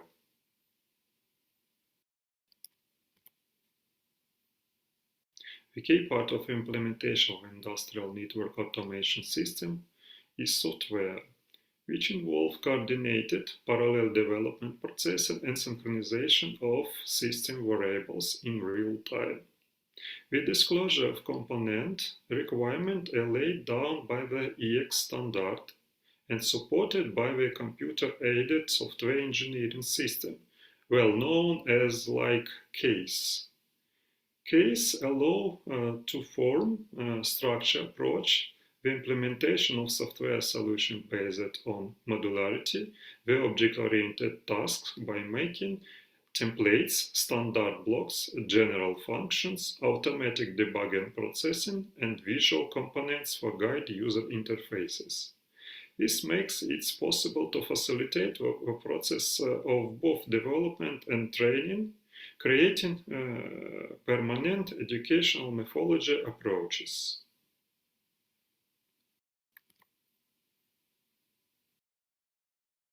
At the third stage of determining the requirements, the synthesis of automatic control system, the possibility of direct decision of the physical level without a physical connection is important.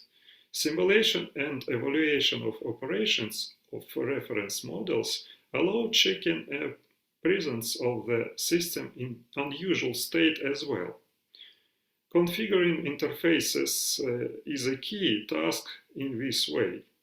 From the point of view of educational methods, the presence of such a stage is a marker which you can conduct situationally analyzing the work of both individual components of the system as a whole system too.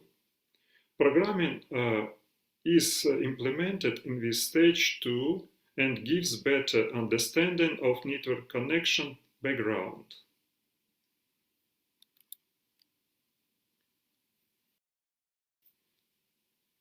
The fourth stage of creation of tuning of the interfaces level corresponding to program protocols and program tasks.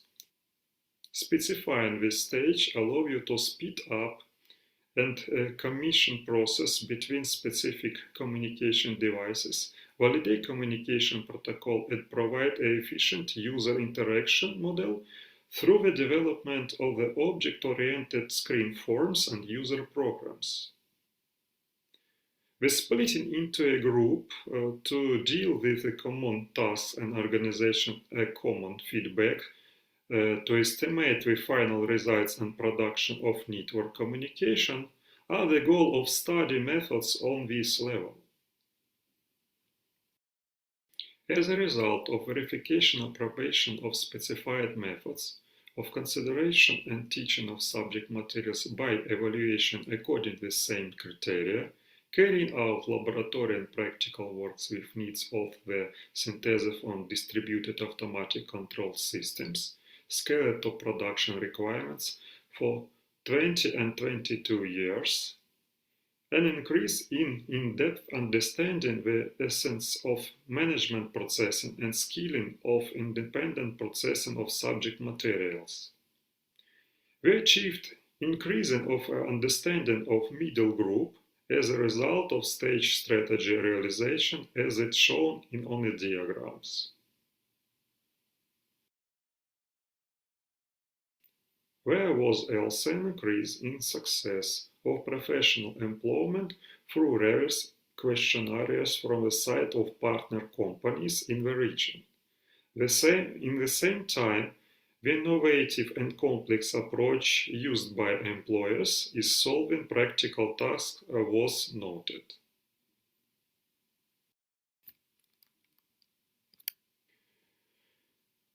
Let us summarize the results we are getting.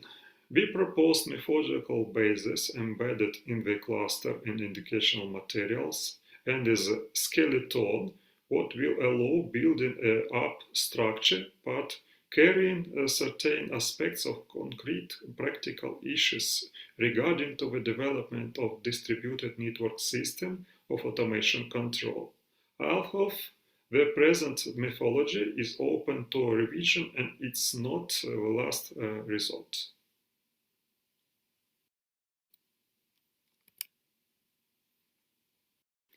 Our approaches can be used to improve teaching methods by STEAM technology tools to students who are mastered in automation and computer integrated technologies at the bachelor and master levels. In addition, the survey of employers shown a confident increase in demand for field level automation system specialists.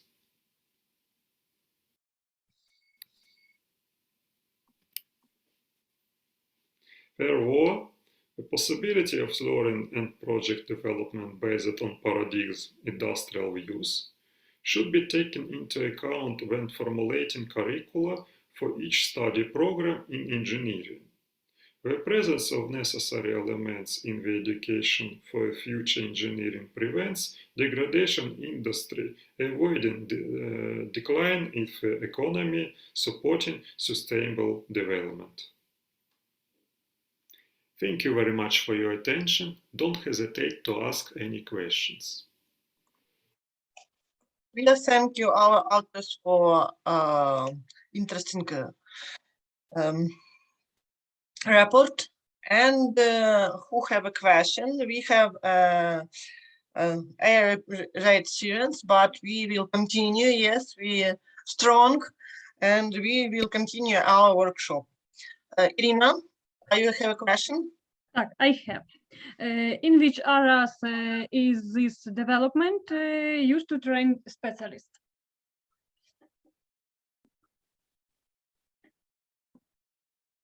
Thank you for your question. Can you hear me? Yes.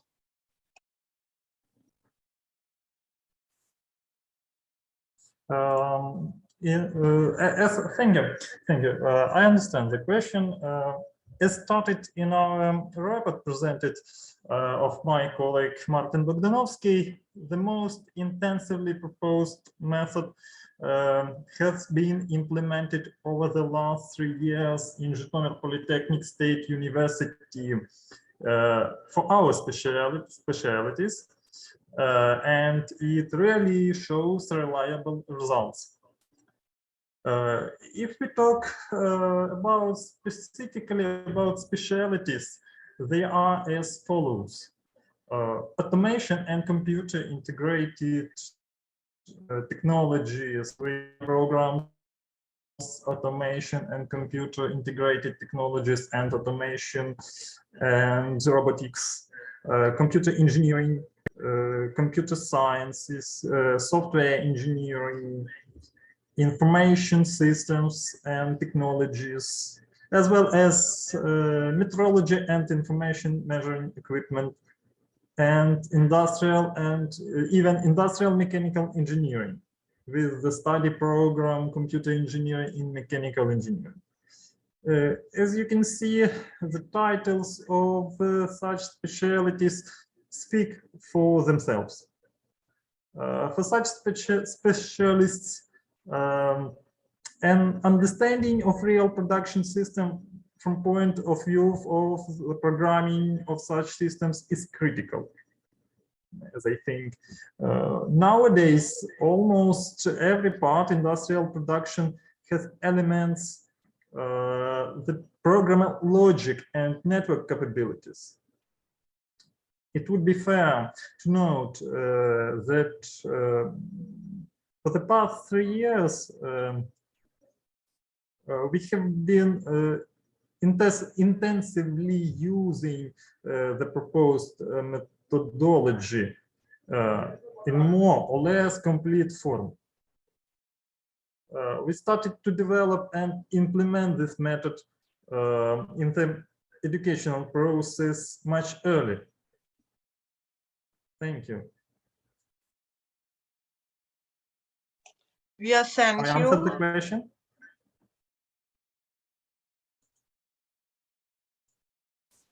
Yes, thank you for your answer. And what next? Who want to ask the questions? We know her questions, and so we invite the next author to speak. It's Roman Kukharchuk, and his paper or report on the topic implementation of STEM learning technology in the process of calibrating an NPC thermistor and developing an electronic thermometer based on it. I will share my 1 second, please, my display.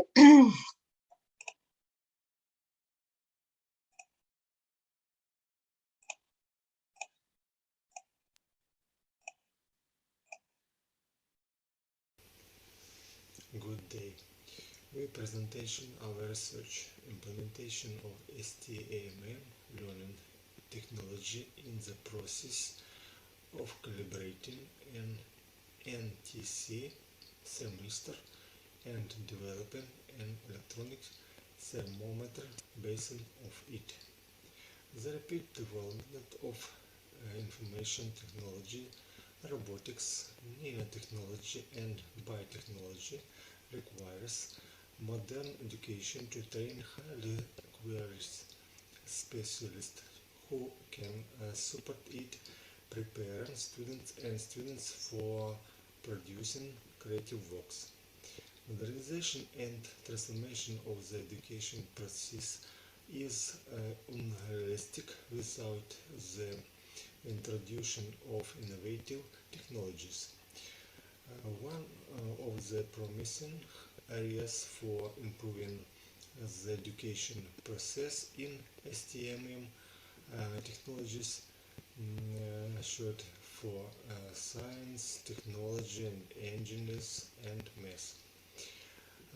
One of the promising areas of STEM is STRME,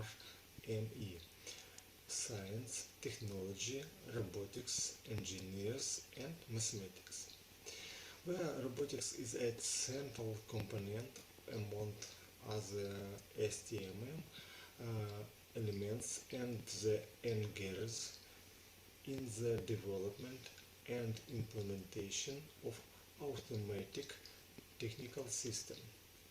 The study of the problems of introducing robotics elements into modern education is devoted to the works of many foreign scientists.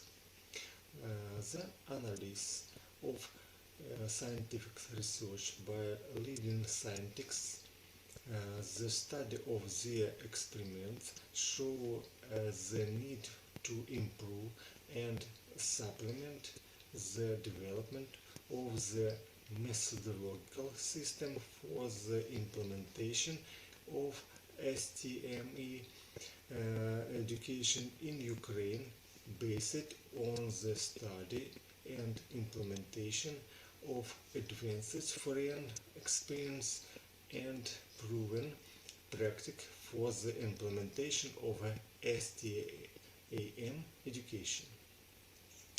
We offer comprehensive laboratory work in physics and methods of teaching physics for calibrating a semester. This work can be carried out with students in the physical circle and elective with students of physical and mathematical specification and in the disciplines general physics, method of teacher physics, workshop on school physical experiment and fundamentals of robotics. That theory and practice on this study combined 3 educational components: physics, mathematics and computer science. The physical component should include knowledge of the foundation of thermodynamics, electric current and the dependencies of the resistance on conductors on temperature, and principles of temperature measurements. The mathematical component should include drawing graphs of dependencies between physical quantities and drawn up formulae for the dependence of physical quantities based on the existing graph. The informatics components should include the basics of working with spreadsheets, the drawing to graph and derivation of the formulae for the dependencies of physical quantities according to the existing graph. Research plan consists drawing up electronics circuits for calibrating for semester, writing a program for calibration a semester and programming a microcontroller, gradation of the semester using a laboratory thermometer, drawing up equation for a dependence of semester resistance on temperature, writing a program for temperature measurer and microcontroller programming, decision and creation of an open model of the electrical thermometer, a mercury laboratory thermometer and a semester connected to the Arduino microcontroller are installed on the site. In the process of heating or cooling water thermometer and in thermodynamics equilibrium with the liquid. Using microcontroller, we read the thermistor reading and enter them to an Excel spreadsheet by readings of a mercury thermometer. Reading date is possible in several ways. One, using the serial port. Two, the displaying information on the screen. To conduct the study, we created a program for calibration the thermistor using the built-in serial port monitor. Based on the data obtained, a table correspondence between the temperature and date obtained by semester was complied. Based on result entered, it is possible to identify the mathematical relationship between the Gauss parameters using the trend line. This will be a formula for calculation the temperature of the thermistor depending on its resistance. By programming the microcontroller, we get an electronic thermometer. To check to the correctness of the calibration, we experiment to compare the temperatures of mercury and an electronic thermometer. As a result of improving the system, we have developed a two-channel electronic thermometer with information output to a digital indicator. This development makes it easily possible to simulationally measure the temperature at two different points. The development and implementation of Arduino Creative's projects is possible within the framework such disciplines as computer science, programming, computer science teaching methods, physics teaching methods, general physics, fundamentals of modern electronics, new information technologies and technical learning tools, etc. Examples of Arduino application can be different. The development of the electronic thermometer, a device for measuring air humidity and atmospheric pressure, a device for checking gas law, a small home device, and electronic pulse oximeter, etc. So, STMM is interesting experiments, scientific experiments, studying the structure of the world and the universe, creating your games, your projects. The opportunity to make inquire discovery, save and make life easy, and create something really important for humanity.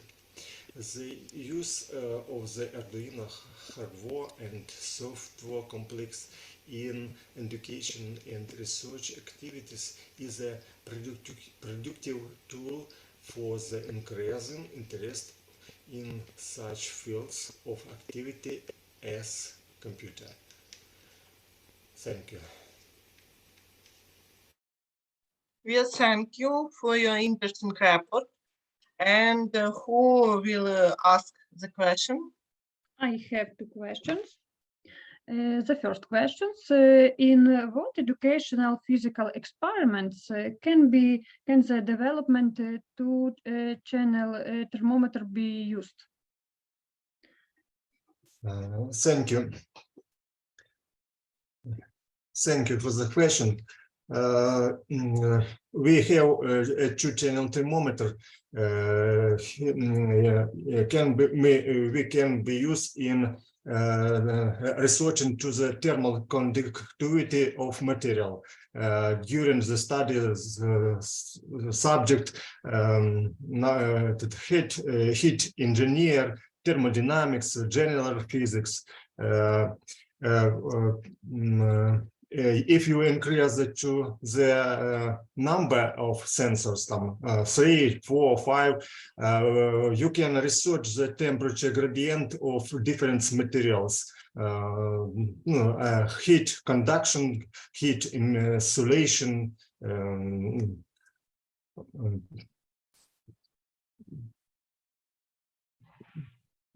Thank you. Who have any questions? And the second question, Please. how can you check the effectiveness of using the laboratory work developed by you on calibrating a thermometer in the educational process? Thank you. It is appropriate to check the effectiveness of method. The best is a practice. The effectiveness in application of the development of laboratory work on thermometer calibration in education process can be verified in work is implemented in disciplines method of teaching physics and fundamentation of robotics.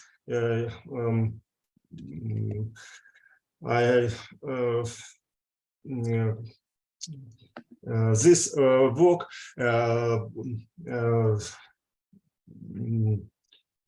розширює можливості студентів. Вибачте вже. На цих in the our working. Thank you. Thank you. Thank you. Maybe someone else want to ask the questions?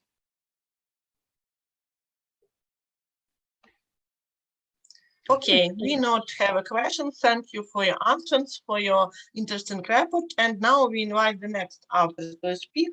It's Svetlana Simonenko and his report on the topic video integration as an instructional strategy in teaching English to non-linguistic students. 1 minute, please. I had my display.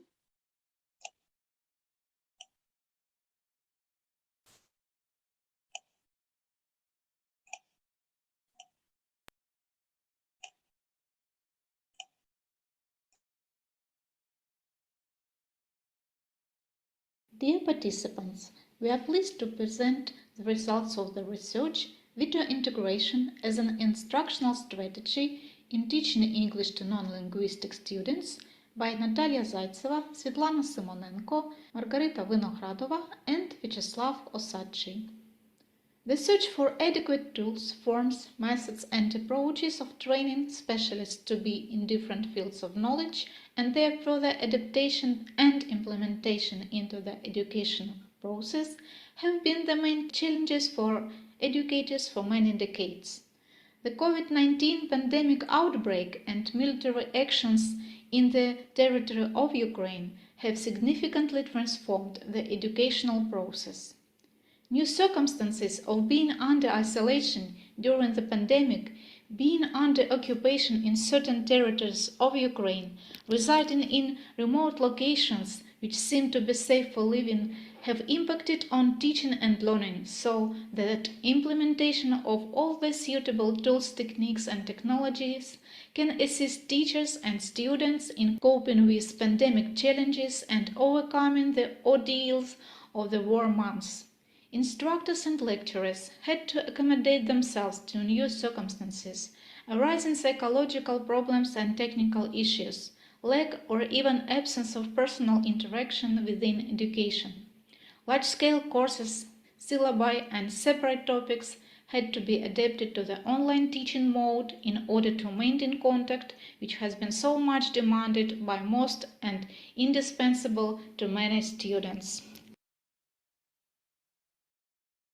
And video using can be of great significance in online foreign language learning, so the main points of our report are application of video in teaching and learning, application of video in foreign language teaching, practical aspects of using video in general English, business English and English for specific purposes, online courses, and creating videos.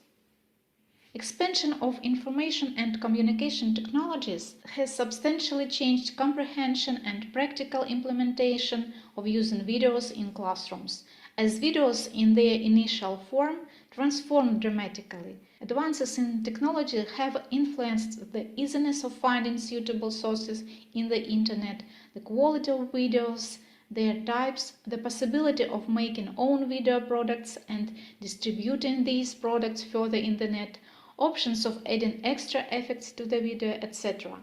In modern pedagogical sources, researchers even distinguish between using video, making video, and communicating through video.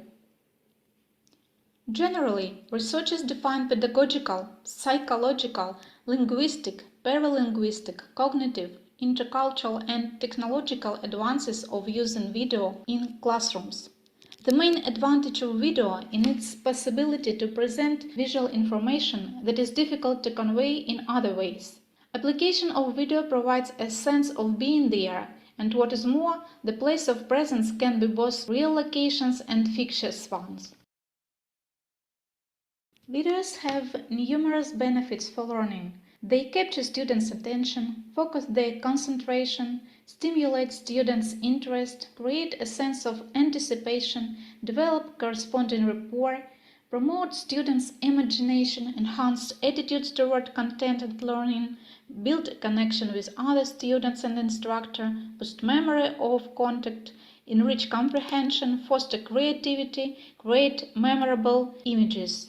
Also, videos have great impact on the development of the 21st century skills, increasing motivation to create their own product, promote their intercultural understanding, develop social and emotional skills, and improve their digital and multimedia literacy. Implementing video in English classes enhances not only the language aspect. It is impossible to ensure training live communication and spontaneity in verbal reaction without taking into consideration the human factor, like confused articulation, humor, the set of language varieties which is native to certain territory, for instance, American English. Watching foreign language videos helps learners get used to subtle language distinction and benefit from presence of communicative means variety, like body language or behavior trends. Video spots are efficient information source for linguistic and cultural study, ESP and business English learners.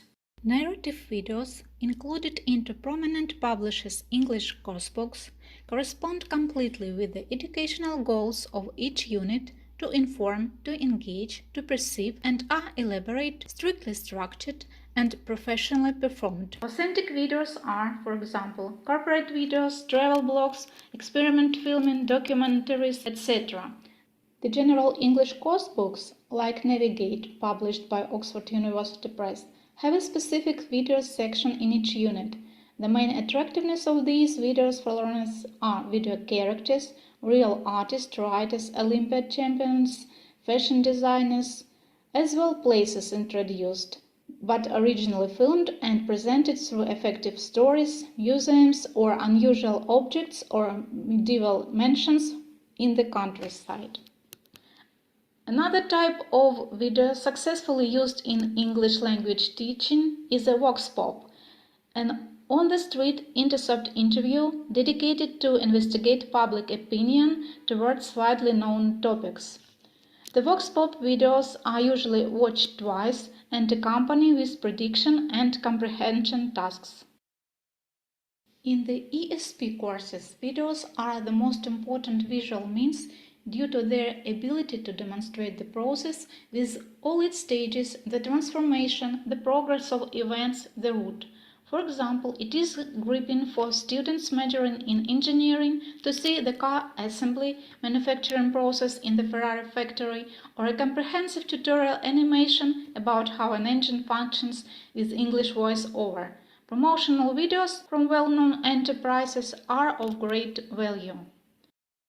Watching a video is also the best way to inculcate the crucial soft skills in graduate students within business English courses. Watching both prescripted and authentic video enhances developing critical thinking, multiculturalism, tolerance, fair-mindedness, and media literacy. Doing accompanying comprehensive tasks develops creativity, communication, and collaboration skills. One of the resources that enables the implementation and practice of their educational technologies is TED Talks. TED, Technology Entertainment Design, is a non-profit foundation from the USA that holds conferences several times a year. The keynote speakers at TED are outstanding personalities of our time, visionaries having foresight of the trends in their spheres, leaders in their own fields, from engineering to the psychology of self-development. Another well-demanded video resource is YouTube. This video sharing service includes all the features of a video hosting platform with the possibilities of commenting and sharing for the viewers, as well as easy operating for educators who upload videos on YouTube on their channels. FluentU is a language learning platform which uses real-world videos, interactive subtitles, dictionary, short sections of video looping, a built-in vocabulary repetition tool, and the built-in flashcard system to create an immersive learning experience. We have examined how the information format influenced on the comprehension level and the student's ability to analyze and reproduce the content. The non-linguistic students of the second year were given a test in general English. The students had to process the information and to do the follow-up tasks in their worksheets. The experimental group has processed the information through watching a video. The control group has performed the task through reading the transcript of the mentioned above video. Thus, the skills in different language activities, reading and listening, have been tested by means of the same content in two formats. The same worksheet has included the tasks checking students' ability to understand and to use the words and grammar structures from the narration as well as the story, in video format and in printed format understanding. The test results have demonstrated that the format differences influence the understanding. The students of the experimental group demonstrated the high level of the comprehension of spoken language and have had 95% of correct answers in content-related tasks and had the average result 83% of correct answers in the use of English section of the test. The students of the control group have read the transcript and have got in average 87% of correct answers about the plot. The control group students have used the printed text to support their skills in the usage of the vocabulary as well as of grammar structures and have scored in average 94% in the use of English section in the worksheet. At the beginning of the course, 64% of all students have agreed to test their listening and speaking skills with the optional film discussion. 27 students, 87% of all the students who have taken part in the second optional section, have been graded good and excellent. Within the exit exam, the listening aspect has been tested again through the videos similar to the ones demonstrated in the mentioned above entry evaluation. The vocation-related short films, but with the B2 proficiency level, have been selected for the demonstration. Again, the obligatory and the optional tasks have been prepared. At the end of the course, all 48 students have decided to have a detailed conversation about the watched videos with their English teachers. 92% of the speakers in the optional discussion have been graded good and excellent. Thus, all 48 students have felt being able to speak freely about the viewed videos, represent, discuss them and give their personal opinion on the short films. Only 4 students have been graded satisfactory for their ability to comprehend B2 level texts by listening and to scrutinize the short film within the discussion with their teacher and to review the plot independently. Under the war conditions, Ukrainian teachers try to maintain unbroken and ongoing education process. In order to provide all the students, regardless of their access to online conferences with the study material explanation, the English teachers support the on-demand learning mode. In that way, students can learn through watching a video regardless of time zones, limited access to high-speed internet, or sharing technology resources with their family or roommates in their households. There are 4 result-oriented types of educational videos used by the English teachers of the Department of Foreign Languages: online conference recordings, micro videos, tutorial videos, and screencasts. Narrated video recordings of a computer screen are not commonly used by English teachers. Nevertheless, it appeared to be the most appropriate video type for demonstrating presence marking procedure, uploading homework files, and accomplishing test strategies for undergraduates who have not used the Moodle platform before. Here you can see an example of narrated screencast. Integration of video materials helps non-linguistic students develop practice of effective comprehension by listening and the following skills: listening comprehensions of coherent English for specific purposes, independent vocabulary expansion, ability to acquire new lexical units and constructions and to transfer them from passive recognition into active vocabulary usage, understanding grammatical deviations in an authentic spoken narration, grasp of the international peculiarities as well as pronunciation differences, perception by listening of different variants of the English language, British, American, Australian English, especially when the pronunciation is strongly influenced by the native language of the speaker. Integration of video of a specific type in teaching English to non-linguistic students ensures achieving educational goals in general English, ESP and business English. It enhances students' perception by listening, training, live communication and spontaneity in verbal reactions. Watching authentic videos and documentaries is an inevitable means in social and emotional learning, in content-based instruction and in the 21st century English classroom methodology. Integration and making an educational video themselves are ways to maintain unbroken and ongoing education process, support the on-demand learning mode under work conditions, to achieve the most successful learning outcomes, to deliver follow-up feedback and error analysis, to provide communicative channel as powerful support for students experience emotional detachment from their usual learning environment. Thank you for your attention. Yes, thank you for your interesting report. And who have a question? We have a question in the chat from Yes. Katerina Osacha. We have outstanding our electric power problems in our Dnipro Oblast. So in Kryvyi Rih and Dnipro now without any electric supply. So Svetlana can't connect to this question and answer session.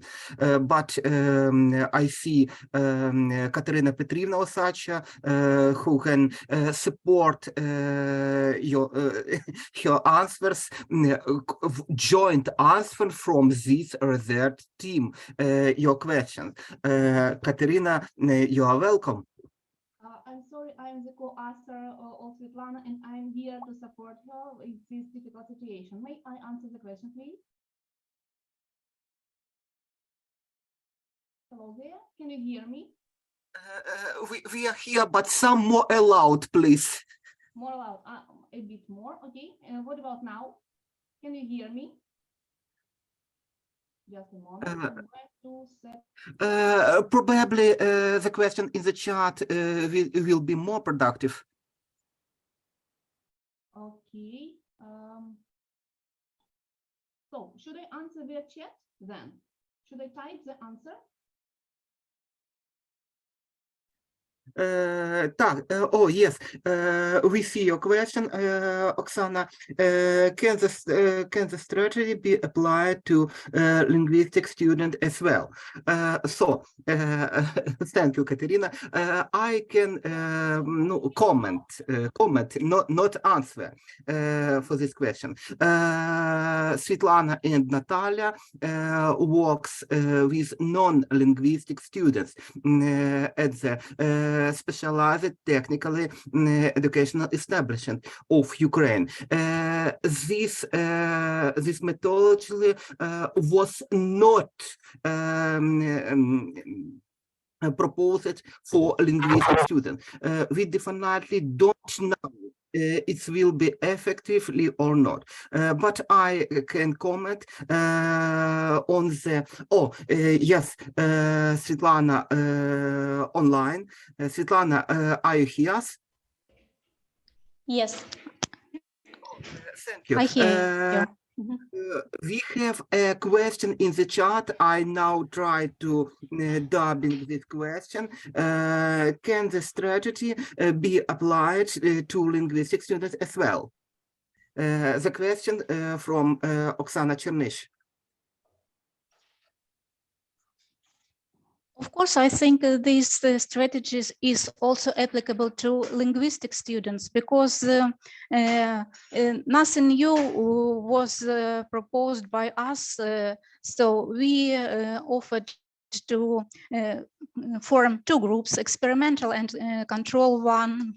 The students watched video according to their specialty or according to their general course English. So the similar strategy also can be used for linguistic students, but with some modifications. So they can, the students and the teachers can use the videos on their specialty, on topics which are interesting for them. And of course, I think it's suitable for students of all specialties who study foreign languages. Many thanks, Svetlana. I have a question on some types of video which you present. It's the pandemic times, both in the war, we have different abilities. For example, you record your screencast, you record your full classes, and you record also a reels, short video, specialized, etc. We also try to record both short videos, screencast, and try to measure the level of awareness during viewing. When video quite long, no, 1 hour, no, approximately 1 hour, the many students don't try to view this video, even in case they have a full prepared class. My students, no, at least my students prefer, in this case, some prepared print, some methodical recommendations, or else. Short videos, reels, and other parts. Do you try to make them from your recorded full classes, or it seems to be quite different type of your educational activities? Can the full recorded classes be used as well, or we may try, we can make them as a basic for a new type of video courses with appropriate length of video, no, for example, from 5 to 15 minutes, as the combination of your real video from the past experience, from the past year, for example, with the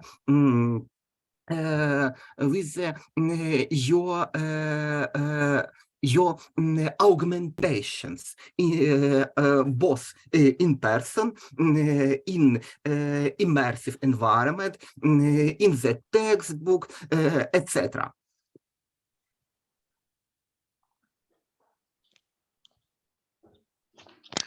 Yes, thank you, Sergey, for your question.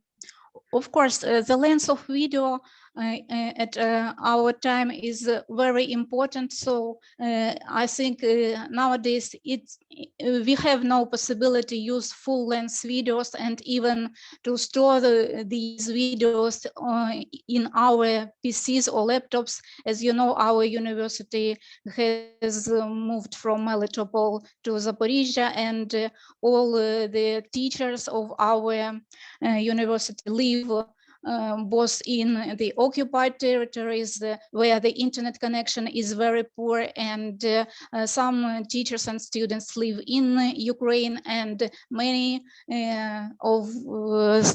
students and teachers live abroad. So we have different opportunities, different possibilities for watching video. So we cannot, as I said earlier, even store our videos on our computers, because we have moved only with smartphones in our hands. We have no enough equipment, and because of moving through the border from the occupied territory to free Ukraine.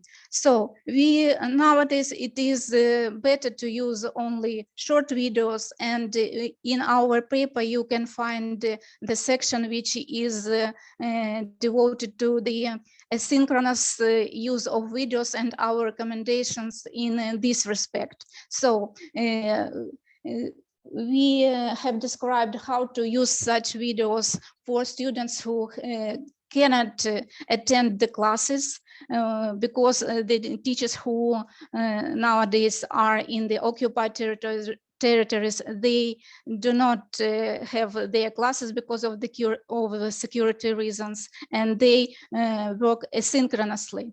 So only that pedagogical staff which is in Ukraine or in Europe can work with our students in the synchronous mode, and we can watch videos together. But for those students who cannot join our practical English classes, some additional exercises, additional resources are recommended. So, and they work with our support, but mostly independently, and it depends on them, how they work, in what pace they work, how many times they watch a video record, do they use subtitles to help them, do they do our tasks by themselves or with the help of other students. So there are many issues in this respect, but as for your question, I think full recording up to now is not possible, and we cannot use it. Only fragments, only some sections, or only videos which much shorter, up to, for example, 15 minutes, not a long time session. Many thanks, Svetlana. One more question. It's not about the learning English for special purpose, but about learning students which use such educational video. For example, a part of independent work for my course on machine learning is a new specialization in Coursera by Andrew A3 course, a classical video courses on machine learning.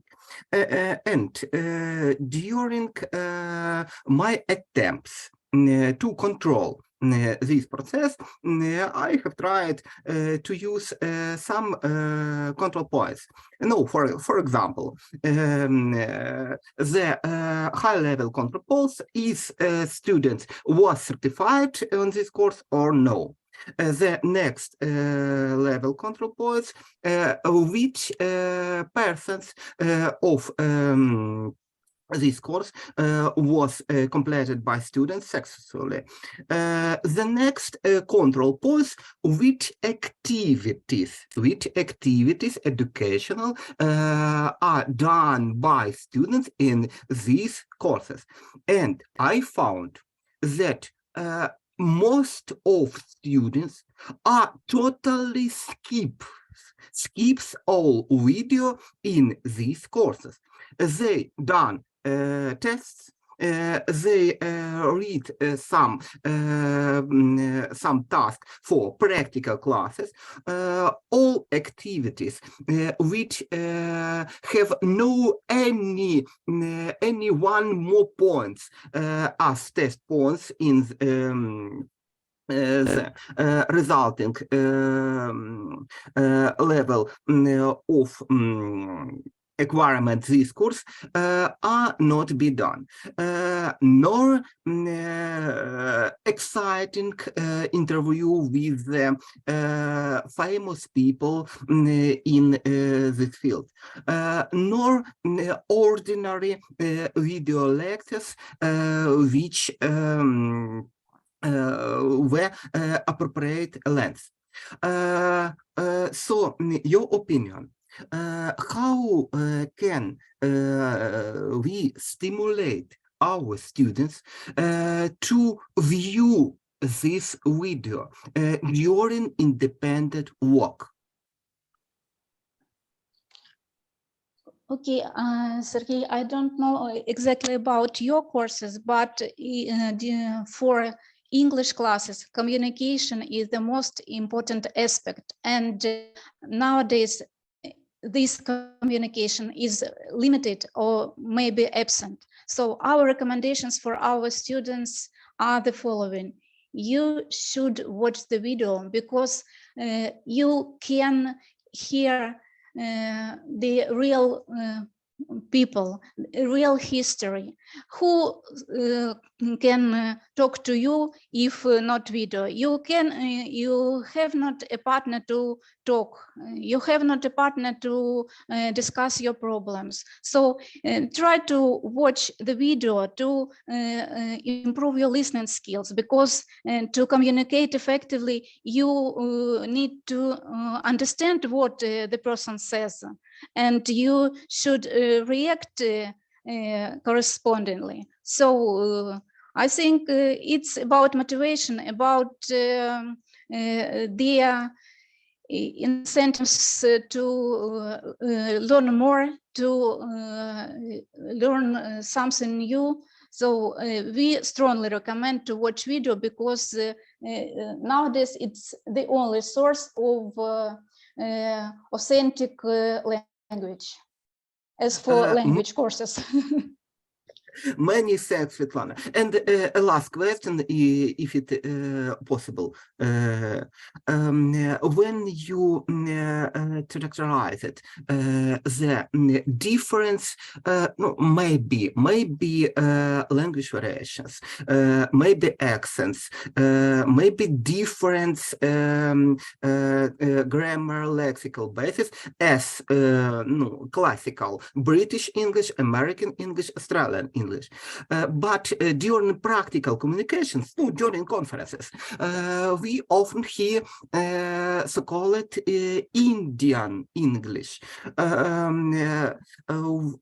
which I, in person, almost don't understand. This a kind of English, very melodical, as a Hindi and other Eastern language, but in my opinion, it's very hard for audible. Is English in Eastern countries, I think it's not only an example of Indian English. It's maybe Malayan English or else Eastern language person which use English as a second language, and we who can communicate with this person. Your recommendations, what I need to do himself to improve my listening abilities for such kind of melodical Indian English. Thank you. Today we are talking about videos, and the first thing which I can recommend you is to watch video which is called Outsourced. It's a fictitious video, it's a movie, it's about a person, an American person, who comes to work to India. And this movie is very interesting from the point of view, from the cultural point of view, because the American person encounters the Indian culture. And he, of course, encounters the Indian version of the English language. So I recommend you to watch this video, and maybe main character's experience will help you to understand their culture and their language too. Many thanks. Many thanks. Thank you. Thank you for your answers and your interesting report. And we now invite the next authors to speak. It's CITEd Amerikov, Tatiana Vakaluk, Irina Minki, and Svetlana Ditkivska with a report for a topic, challenges facing distance learning during martial law, results of the of a survey of Ukrainian students. And I now share my screen.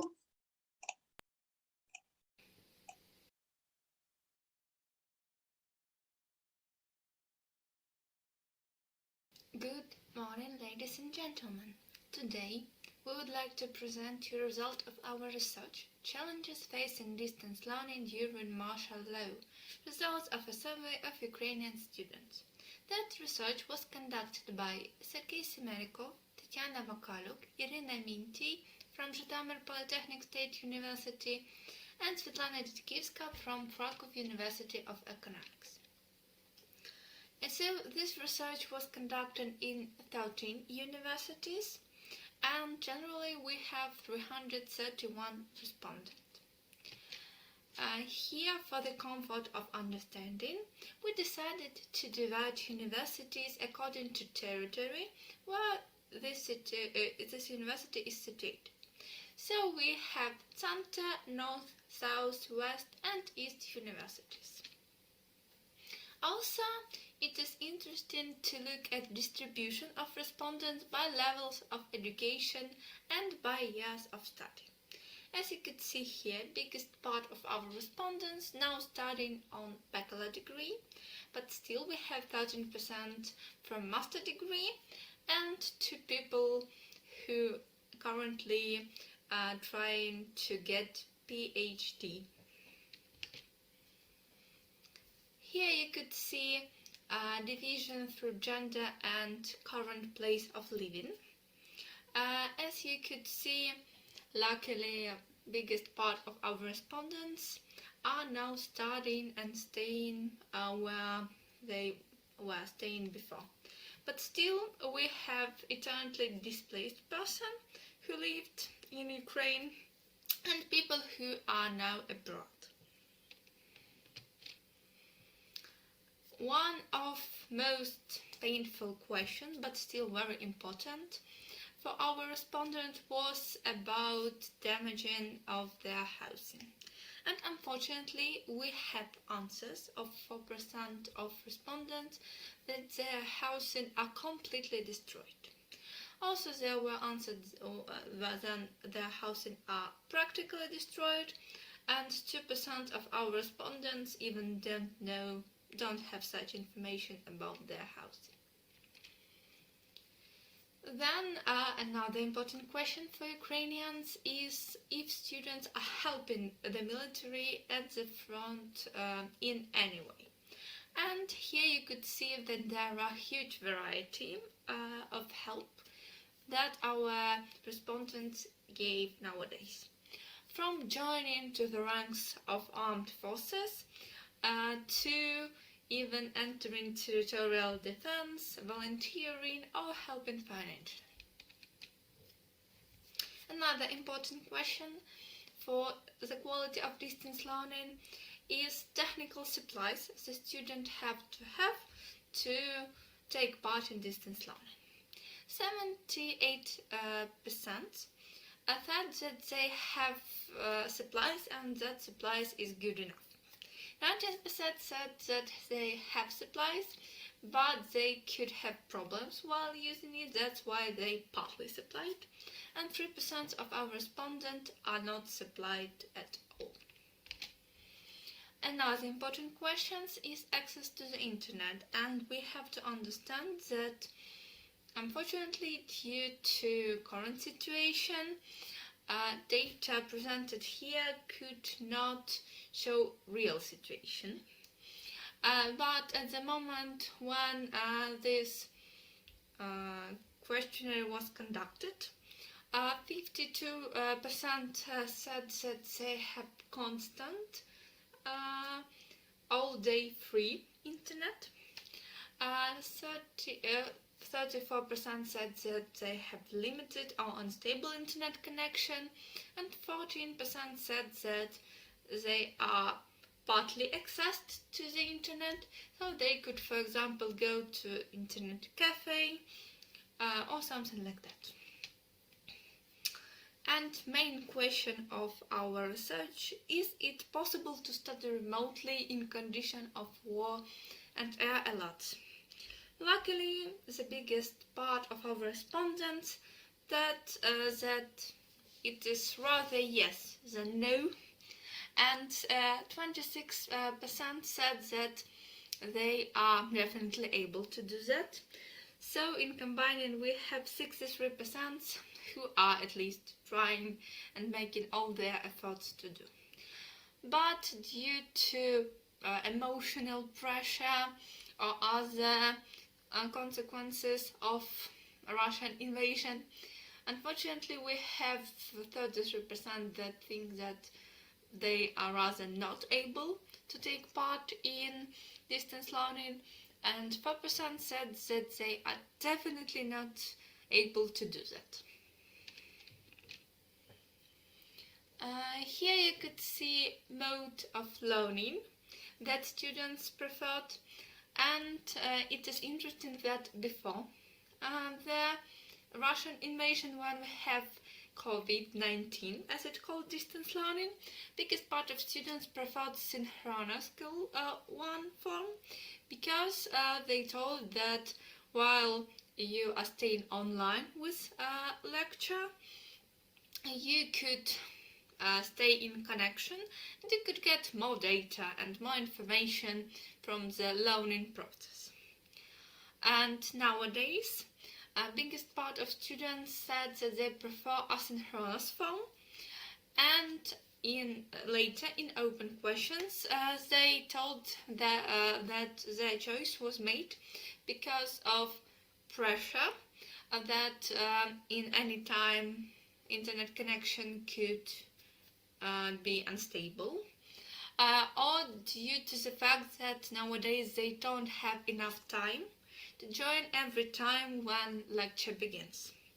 So when we are looking about students' participation in online classes, we could see that part of students, 32%, are still trying and successfully trying to get access to every online class. Biggest part of our respondents, 41%, trying to attend online classes, but they passing late, and 27% have only opportunity to work asynchronously. So previous question is definitely connected with interruption of classes during a red alert, and as we could see, biggest part of our respondents, 85%, have problems because of red alert interruption, but 50% have no interruptions, and we hope that in future less students will have those problems. When we ask students if they do like methodology used by teachers in distance learning, the biggest part, about 19%, think that it's okay. Part of them definitely like this, part of them could choose more preferable ones and not ideal, and only 10% said that methodology that teachers used nowadays are not good for them.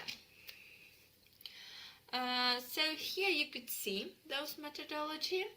As you could see, online meeting tools gain most popularity, as 315 students answered that they using this method. Also popular options are learning management systems like Moodle, Google Classroom, etc., video lessons, and massive open online courses and collaborative tools. It is also worth mentioning that part of students described their experience with massive open online courses not only as tasks from their distance learning process, but they also use those courses for self-education. Here you could see most popular among our students platforms like EDC, Udacity, Cisco, Solalearn, and Prometheus. Prometheus is special one, as it was created several years ago by Ukrainian teachers who decided that distance learning could be good for us, so now we could use their experience that they gained through those years. When we talk about concentration and consideration of martial law by teachers when they are evaluating work, as we could see, biggest part of teachers, at least from time to time, and part of them are constantly taking in consideration martial law while evaluating work. So this could help make a little less pressure for our students. So this is kind of useful tips nowadays.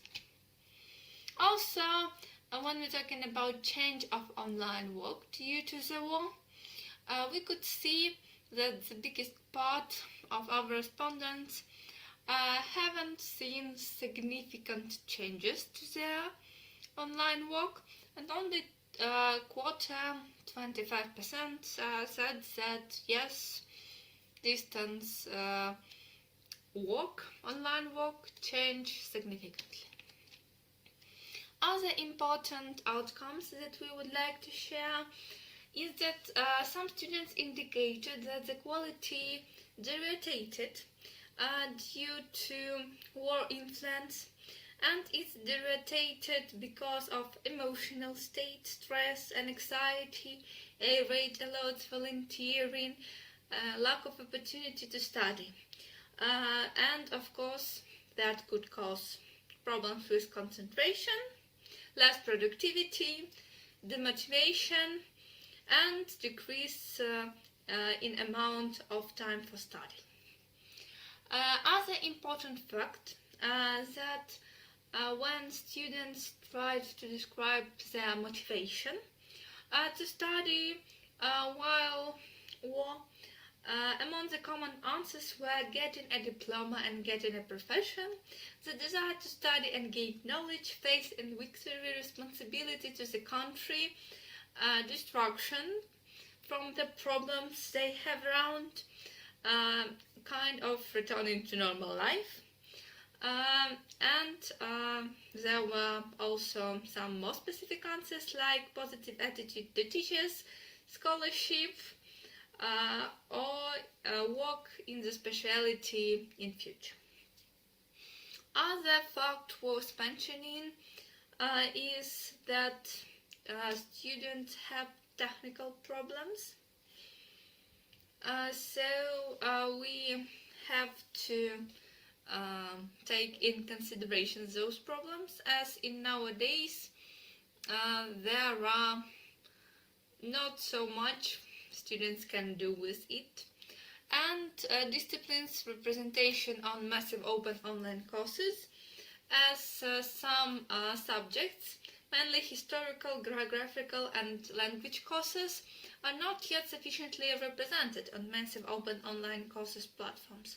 So it should be considered that we have to influence on massive open online courses and trying to gather more data on such subjects.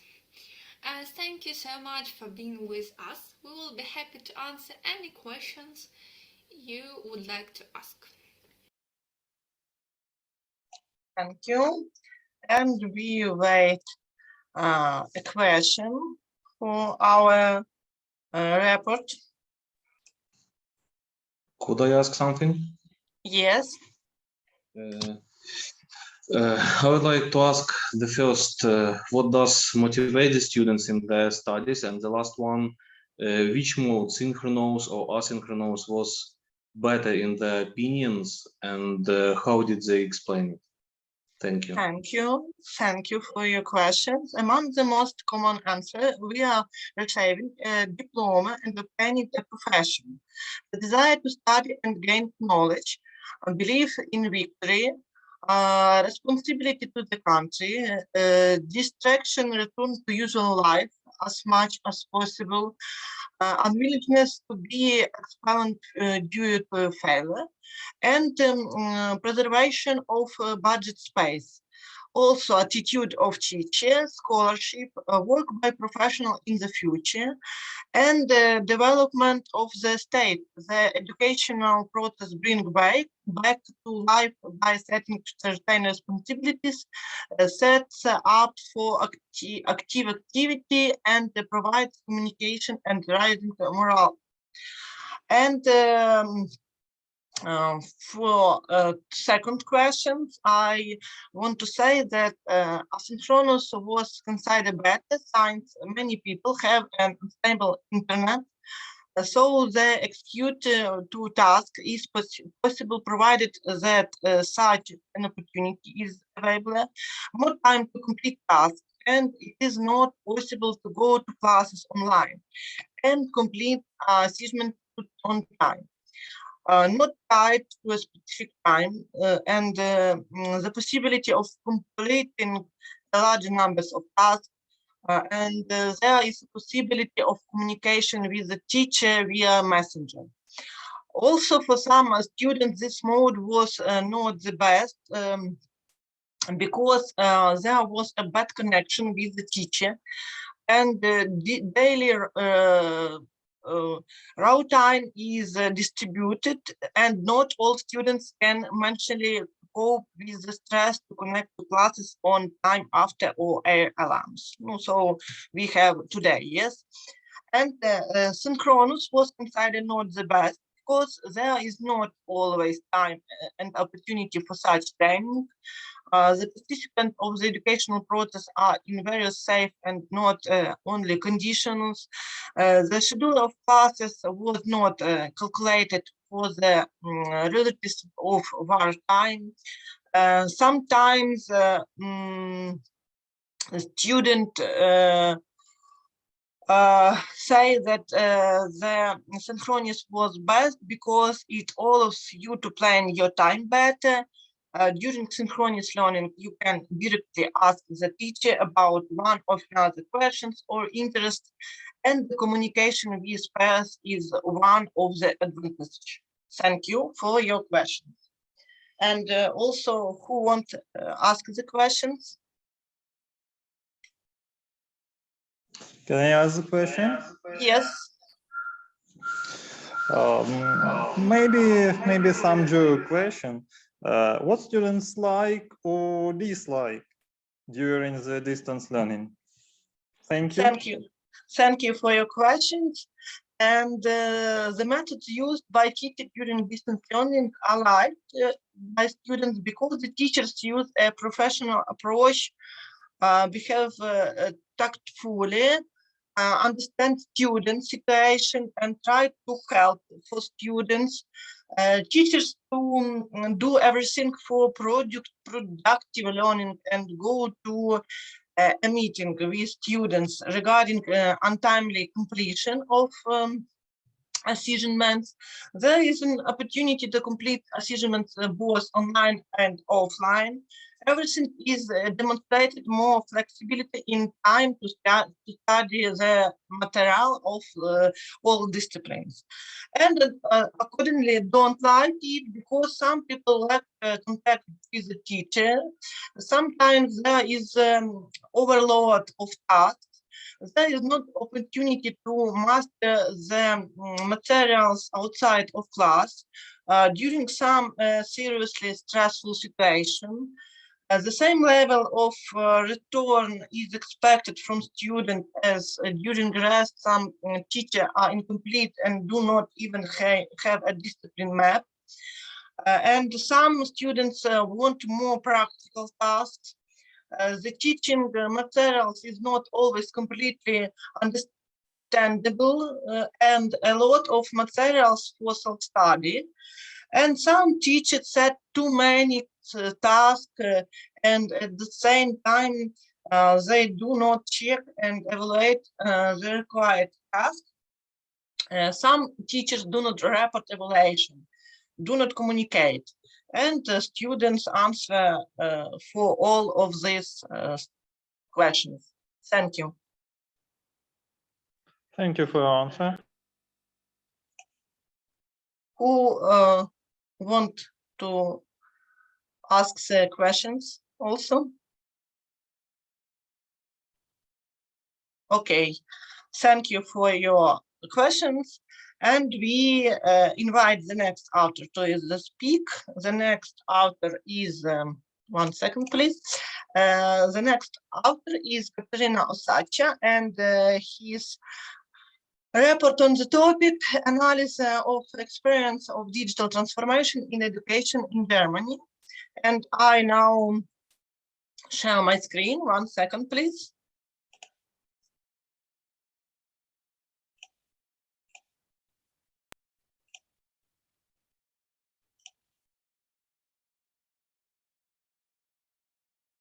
Dear participants, we are glad to present the results of the joint research analysis of experience of digital transformation in education in Germany by Katerina Osacha, Vyacheslav Osachi, and Svetlana Simonenko. Nowadays, there are more and more questions which ways of digital transformation in education are appropriate and effective, which technologies are worth using at higher education institutions, which resources exist to implement the tasks of digital transformation in education. In order to find answers to these questions, it becomes important to analyze the experience of digital transformation in education in the leading countries of the European Union, the educational space of which Ukraine strives to enter. One of the influential countries of the European Union is Germany, where the educational system was earlier a model for Ukraine and it is a sample for Ukraine now. Therefore, the study of the experience of digital transformation of higher education in Germany was set by us as the objective of the current research to find out ways to improve digital transformation of Ukrainian higher education institutions. The following research methods have been used during this study. The quantitative analysis of papers on the research topic to select criteria for selecting papers for the analysis. In order to determine the priority directions of the research, the methods of analysis, systematization, classification, generalization of psychological, pedagogical, specialized and technical sources regarding digital transformation in education in Germany for the last 10 years have been used. Methods of concretization and systematization of theoretical knowledge and practical achievements of German scientists have been used to develop research tasks. The search for the key phrase digital transformation in education has been carried out using the search engine according to Google Scholar scientific publications. The search results have been divided into 2 periods for 5 years. The analysis of search results in Google Scholar confirms the growth of publication activity of German-speaking scientists on the topic of digital transformation in education. The search in the multi-field abstract and citation database Scopus using the search term digital transformation in education with a restriction by country has given the following results. Since 2012, the decrease in the number of articles has been observed. The slight increase in interest in the topic of digital transformation of education in Germany in 2021 can be observed. The same result can be observed when analyzing the search results on the Web of Science platform. The gradual increase in papers on the specified topic and the sharp increase in papers in 2021 can be traced. In the course of the research, the search has been made using the same key phrase in the German language in the literature search system for both printed and electronic resources of the University of Constance, Germany, ConSearch. 613 records have been found for the last 10 years. This indicates the increase in the number of scientific works on the issue of digital transformation in education. Therefore, taking into account the conducted quantitative analysis, we consider it appropriate to analyze the scientific works of German scientists regarding the digital transformation of higher education starting from 2017, that is, for the last 5 years. When selecting research papers, both relevance to research questions and the research quality have been taken into account. The following criteria have been used to select papers for the analysis. The scientific paper had to be published within the last 5 years. The relevance of the research to the practice of digital transformation in higher education in Germany. The presence of clear instructions on ways to implement digital transformation at higher education institutions in Germany in the research results. The significant practical contribution and evidence of results regarding digital transformation at a higher education institution in Germany. Taking into account these criteria, we have selected 47 scientific works, including books, monographs, and papers, for the analysis in order to generalize the experience of digital transformation in education in Germany. They can be classified by their subject into 5 groups. Papers dealing with the work of libraries of higher education institutions and their contribution to the digital transformation of educational processes. Papers on the practices of training companies highlighting successful strategies for the digital transformation of learning. Papers that highlight the role of teaching staff in the process of using digital media and spreading knowledge about digital technologies. Papers in which the authors reveal the systematic digital transformation of the department, faculty, or the entire university. Papers in which the experience of individual teachers or research groups in the implementation of digital transformation of a separate specialty or academic discipline is highlighted. In particular, the demonstrative research belonging to the first group of papers dealing with the work of libraries of higher education institutions and their contributions to the digital transformation in educational processes is the paper presented on the screen, where the experience of digital transformation in education in the work of German university libraries has been analyzed. In particular, universities conduct their research in the fields of digital libraries and digital long-term archiving, information processing, information retrieval, development of electronic dictionaries, machine learning, semantic web technologies, data science, etc. In the second group of papers on the practices of training companies, highlighting successful strategies for the digital transformation of learning, the paper on the screen dealing with the digitalization practices of training companies is the important research. Transformation in education, according to the authors, can be carried out in several contexts, namely demand planning, educational marketing, the selection process, the process of operational training, promotion of trainees, evaluation of trainees, graduate support, recruitment and professional development of trainers, training of full-time instructors, finance and budgetary planning, audit-related processes, and space planning.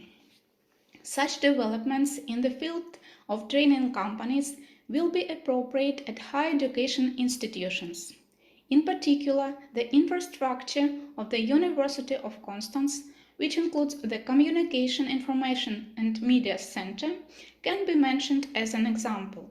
This center is the university's central service provider for IT and library services. This center was created by combining the library, IT service center, and administrative IT. The issue of the role of teaching staff in the process of using digital media and spreading knowledge about digital technologies concerns various aspects, from the attitude of teachers to their competencies to general developments in the fields of education and measures implemented for training and professional development of teachers. This issue is considered by Caparozza and Gabriel. The researchers identified 3 central topics focused on teachers' competencies that are necessary for teaching with digital media and for preparing teachers to be for teaching with digital media, individual factors that contribute to the use of digital media in the teaching process, the role of institutional support for teachers in acquiring digital media skills. Among the analyzed publications, papers in which the authors reveal the system of digital transformation of the department, faculty, or the entire university are widely represented.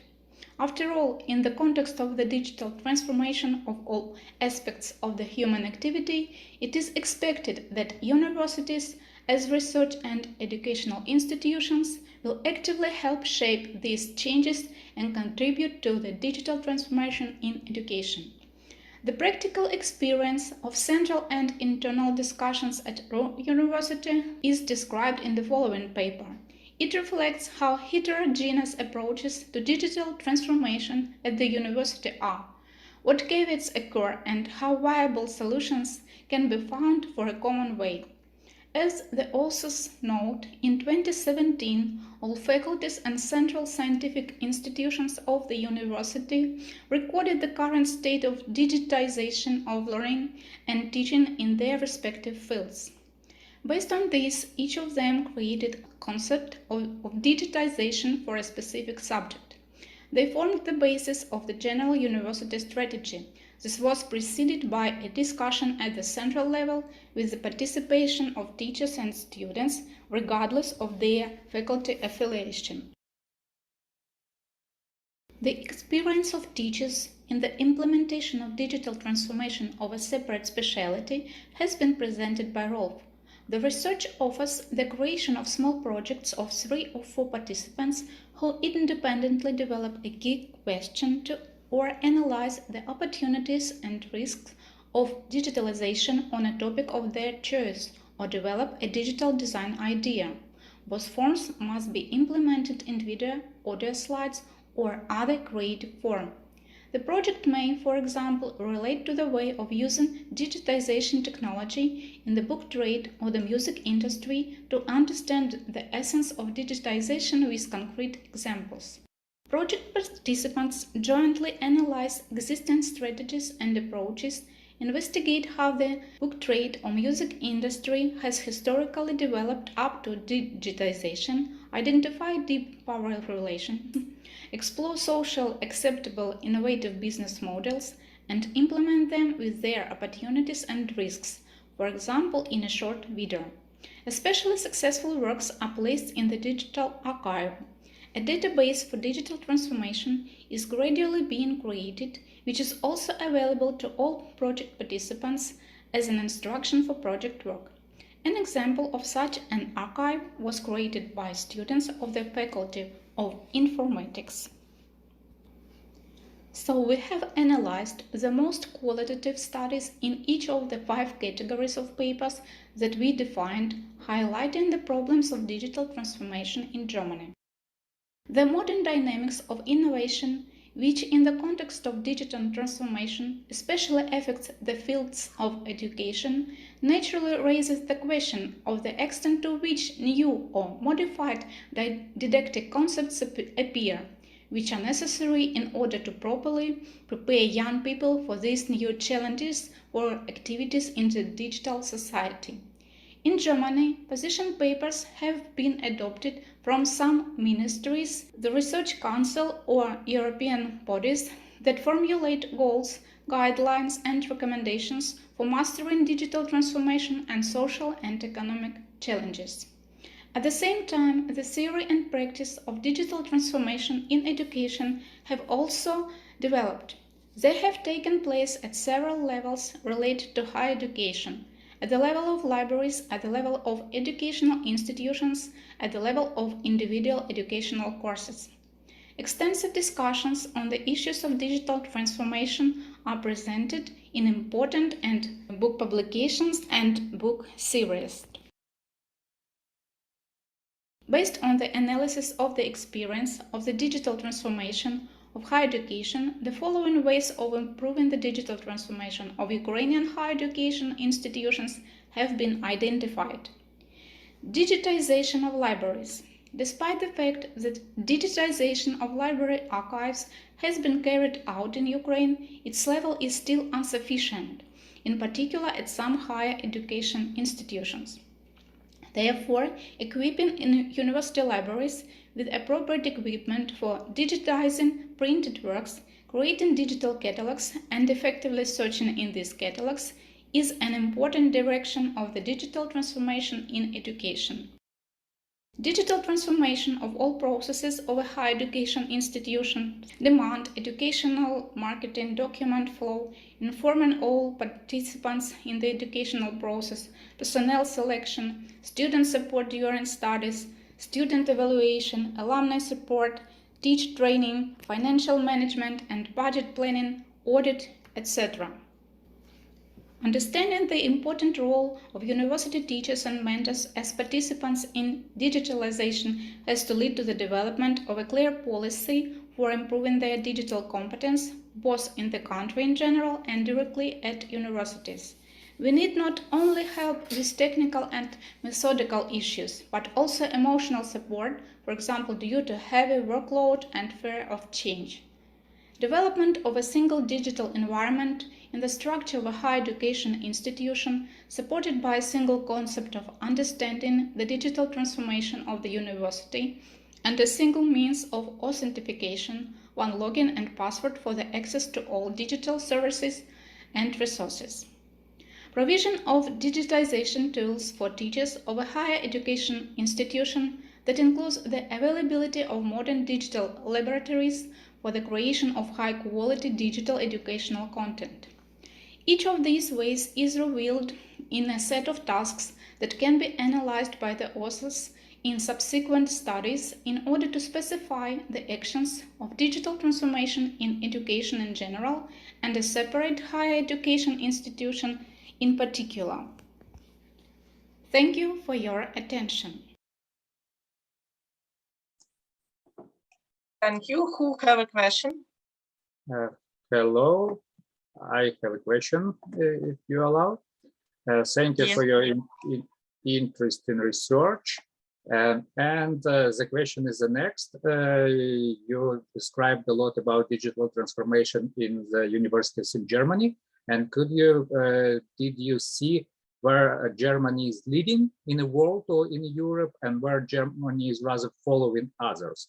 So do you see some areas where Germany is leading this movement in Europe or all over the world? Thank you. I order not to waste time. I will answer a question in the chat. Please write your question in the chat, okay? Okay. Okay, I have another question. It is known from education practitioners that German teachers are not fans of the educational digitalization and do not implement innovative technologies too fast. How can you comment on this? German scientists consider aspects of the implementation of digital technologies and discuss them feasibility. University equipment with state-of-the-art digital equipment for various teacher needs. In communication with teacher in lecture university constants, I did not notice a negative attitude toward digitalization.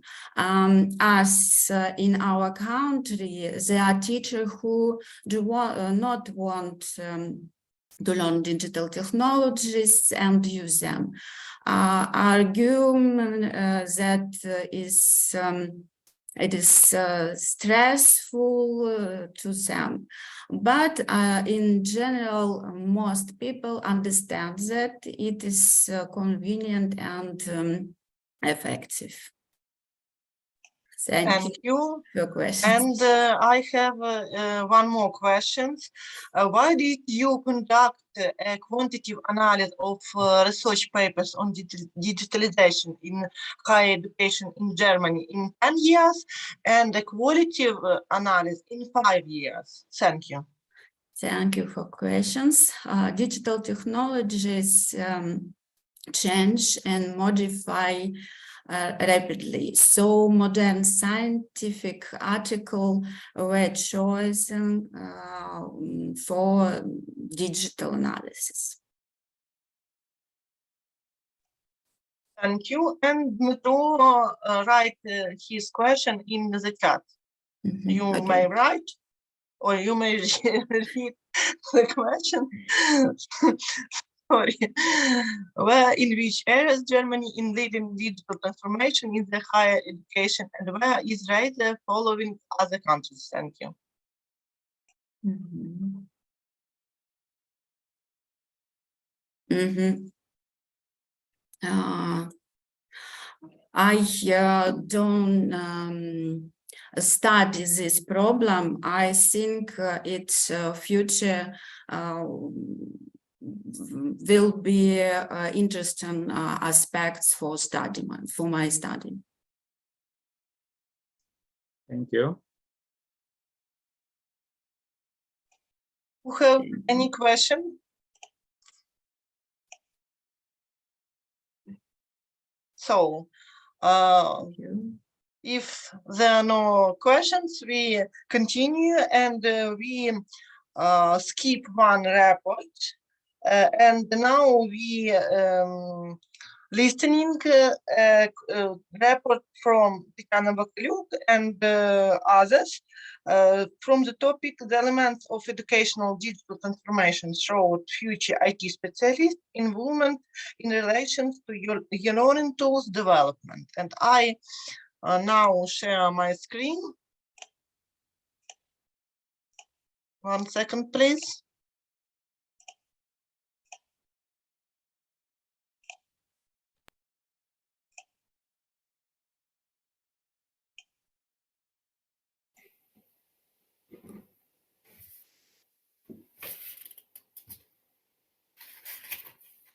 Good afternoon, dear visitors. Let me present you the main results of the study on the topic, the elements of education digital transformation through future IT specialist involvement in relation to e-learning tools development. Under the conditions of war, the digital transformation of education has acquired particular importance. In particular, the pandemic caused by COVID-19 was an essential condition for the digital transformation of education. However, the challenges facing the educational process in Ukraine's higher education institutions today are entirely different than they were a year ago. The full-scale invasion of the Russian army into Ukraine showed that the educational process is simply impossible without the digital transformation of the educational process. Thus, a significant role is played by developing a new digital educational resources that can be used in the educational process of institutions of different levels, from kindergartens to universities. In addition, today English is an integral part of our life. It is recognized as an international language, and some of its words are also found in everyday life. Furthermore, international scientific cooperation and the current development of digital technologies necessitate the creation of various digital educational resources, including educational resources for learning a foreign language and electronic multilingual explanatory dictionaries. The need for electronic multilingual explanatory dictionaries is due not only to the need to objectify research, optimize and rationalize the professional work of a specialist, but also to the growing demand of an ordinary user for adapted, objective, reliable information of a linguistic nature in the form of such dictionaries. Furthermore, creating simple and easy to configure dictionaries will provide access to an array of factual material, which will help to optimize the work of specialists in various specialities. Moreover, the need to develop digital educational resources for learning a foreign language will help improve the linguistic competence of participants in the educational process. At the same time, the development of such resources will become an integral part of the digital transformation of the educational process. Involving students of IT specialties in developing digital educational resources will help improve their professional and linguistic competencies. Third, students will reflect on their vision of learning a foreign language using such means. Therefore, it contributes to the digital transformation of higher education, since the digital transformation of education consists precisely of the development of significantly new electronic resources for educational purposes. In their professional training, future IT specialists annually carry out various course projects. At the end of the training, they perform qualifying work and participate in the implementation of collective projects within the framework of the study of individual disciplines. In particular, during the training, students can develop digital educational resources when completing course projects and performing qualification papers and other types of work. In particular, students of IT specialties for the year 2019-2022 develop such digital educational resources, including those for learning foreign languages. The above list is not complete. The authors chose only those they considered relevant precisely in the framework of the digital transformation of education. Let us consider specific examples of students' development of digital educational resources and analyze their feasibility of developing and using them within the digital transformation of education. Thus, the first year students of the specialty 1-to-1 software engineering, as part of studying the course object-oriented programming and writing a course project within this course, developed applications for learning a foreign language. Let's consider the possibilities of the English learning application. After launching the application, the user can see the main tab, which displays all available topics for study, navigation buttons, and a line for searching word sets by name. When you click on one of the topics, the application displays the words available in this topic and a search string for the desired word. In addition, new buttons appear for interacting with words and topics. Here, the user can learn words and their translation within the selected subjects. When you click the Learn button, the user's attention is presented with a test for learning words. In this case, one should choose the correct translation of the specified word from the 4 options. If their answer is correct, then the next question is displayed. If not, a message with the correct answer is displayed first. The Match button opens a game in which you need to determine a couple of words in Ukrainian and respectively in English. The Start button is available to start the game. Immediately notice the game takes place on time. In this game, you need to press a couple of words that correspond to each other in Ukrainian and English respectively. If the pair is chosen correctly, both words disappear from the screen. After completing the task of the game, the user will receive a message about the time in which he completed it. Using the Edit button, the user can edit and delete words and edit the name of the site itself. While pressing the Done button will write the changes to the database. In addition, the user can delete a specific topic by entering it, clicking on the Delete button and confirming the action. Of those not considered in the initial window, the following buttons are available: Add and Test. The first one opens a form for creating a new set of words, and where you need to enter the desired name and few words and click the Done button. The second button, Test, allows you to take a test on the selected topic and with a certain number of questions in the test. The test implies the user has already learned the words of a given topic, and questions of one of 3 possible forms are available. Choosing one correct answer out of 4, entering the translation of the word and choosing true, false to match 2 words. After the user has answered the last question, a window will open for him displaying the test results. Let's consider the possibilities of another application, electronic multilingual terminological dictionary. The main screen displays all existing topics, a search bar for searching a topic by title, a drop-down list for selecting the order in which topics are published, and a button for adding new topics. When you select one of the topics, the terms of the selected topic and the search bar for searching for a single word are displayed. There are also new buttons for interacting with words, and the top panel with a search tab and the ability to select a language. Add a new term, delete a term or a topic, and back button that returns the user to the original window. Clicking on one of the terms allows you to view the definition up to the selected term. There are several buttons here. One that allows you to edit a term, with which you can delete a term, which allows you to notice the term is favorite. The user can view all selected terms in a separate window. In this case, you select a term for the registration in the drop-down list. It will be impossible, by the way, to use the Create Term button.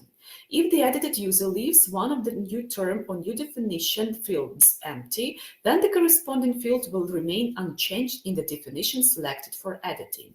However, if you do not fill in any of them, a window will open where the user will be asked to enter data to continue the operation. After a new term is created, the drop-down list is updated with the newly created term. The new term is automatically selected, which the user may have completed in other languages. Separately, it is worth noting that the fact that the dictionary was divided into 3 languages, French, English, and Ukrainian. It should be noted that in both cases, all data were stored in an external databases. This even though first-year students have not yet studied the database as part of their training. That is, the development of such projects contributes to the organization of their working time to get acquainted with new material, interest in new knowledge and skills, improve programming skills and databases, that is, the development of their professional competencies as IT specialists.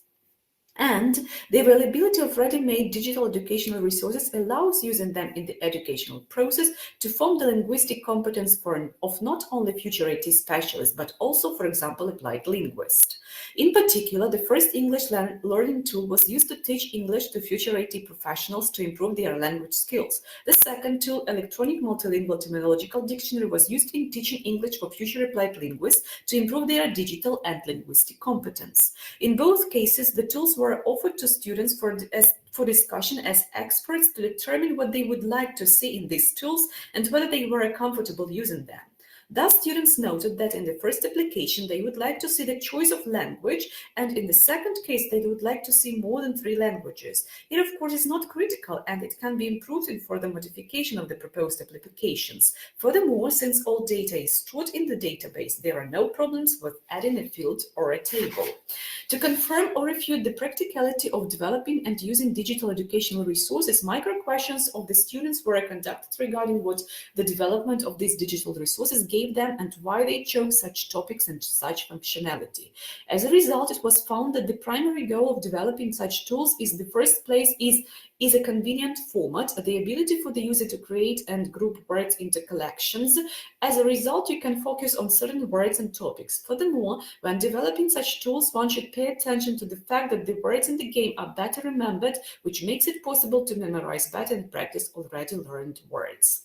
Moreover, when developing such applications, one should consider the possibility of choosing a topic for testing knowledge in the form of tests or other forms. As for the second application within the framework of the research work, creation of an electronic multilingual terminological dictionary, this tool was immediately tested and compared with other prototypes. The military class makes its adjustments to the educational process. Moreover, teachers should continue to search for new teaching aids for the educational process. Therefore, the development of digital educational resources is today a top priority for IT specialists, which in turn is a component of the digital transformation of education in general. The search, development, and use of digital educational resources are complex and require further study. Nevertheless, all these stages contribute to the development of professional and linguistic competencies of future IT specialists and their self-development, which is necessary for their future professional activities.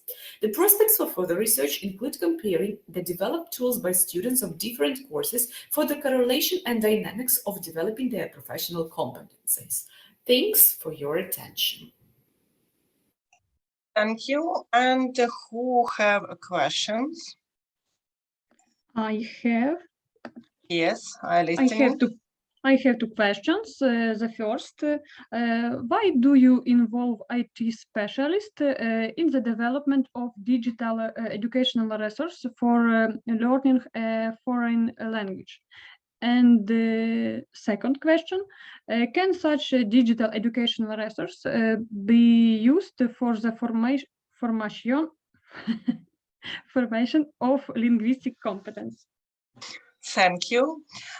For the first question, involvement to students of IT majors in the development of such digital educational resources will contribute to the improvement of, firstly, their professional competences, secondly, linguistic competence, and thirdly, students will reflect their own vision of learning of foreign language with the help to such tools. And in total, all of this will contribute to the digital transformation of higher education. And the digital transformation of education consists in the development of scientifically new electronic or digital education resource. And for second question, the first tool, English learning, was used to teach English to future IT specialists to improve their language skills. The second tool, electronic multilingual terminological dictionary, was used in teaching English to future applied linguistics to improve their digital and linguistic competence. In both cases, the tools were offered to the students for discussion as expressed to determine what else they would like to see in the tools and whether they were comfortable using them. So the students indicate that in the first application, they would like to see the choice of a language that is not only the presence of English. And in the second case, they would like to see more than 3 languages. This, of course, is not critical and can be improved in the future modification of the proposed application. Since all data is stored in the database, and there are no problems with adding a field or table in these tools. So we have students who developed these tools here online, and if you want, they may answer in your questions for its tools also. Thank you. If any can have questions, I answer your questions, Irina. Thanks. Thank you. Have any questions yet? No. The last authors write me that they have no communication, and we understand in the situation. Yes, Tatiana, they have a lot of communication in a real time, not yes, yes. Yes, and we will hear the report without they. Yes, I start the wait. Sorry, one second, please. I start its video. 1 second.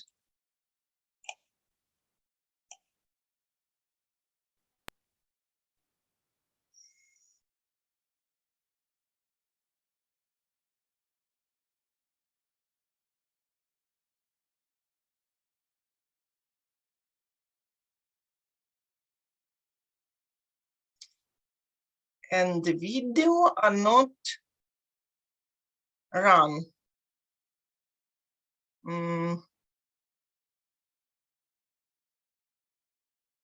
Irina, maybe I try.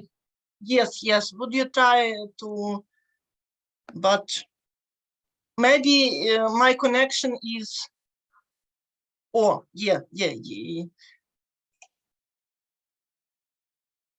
1 minute, please.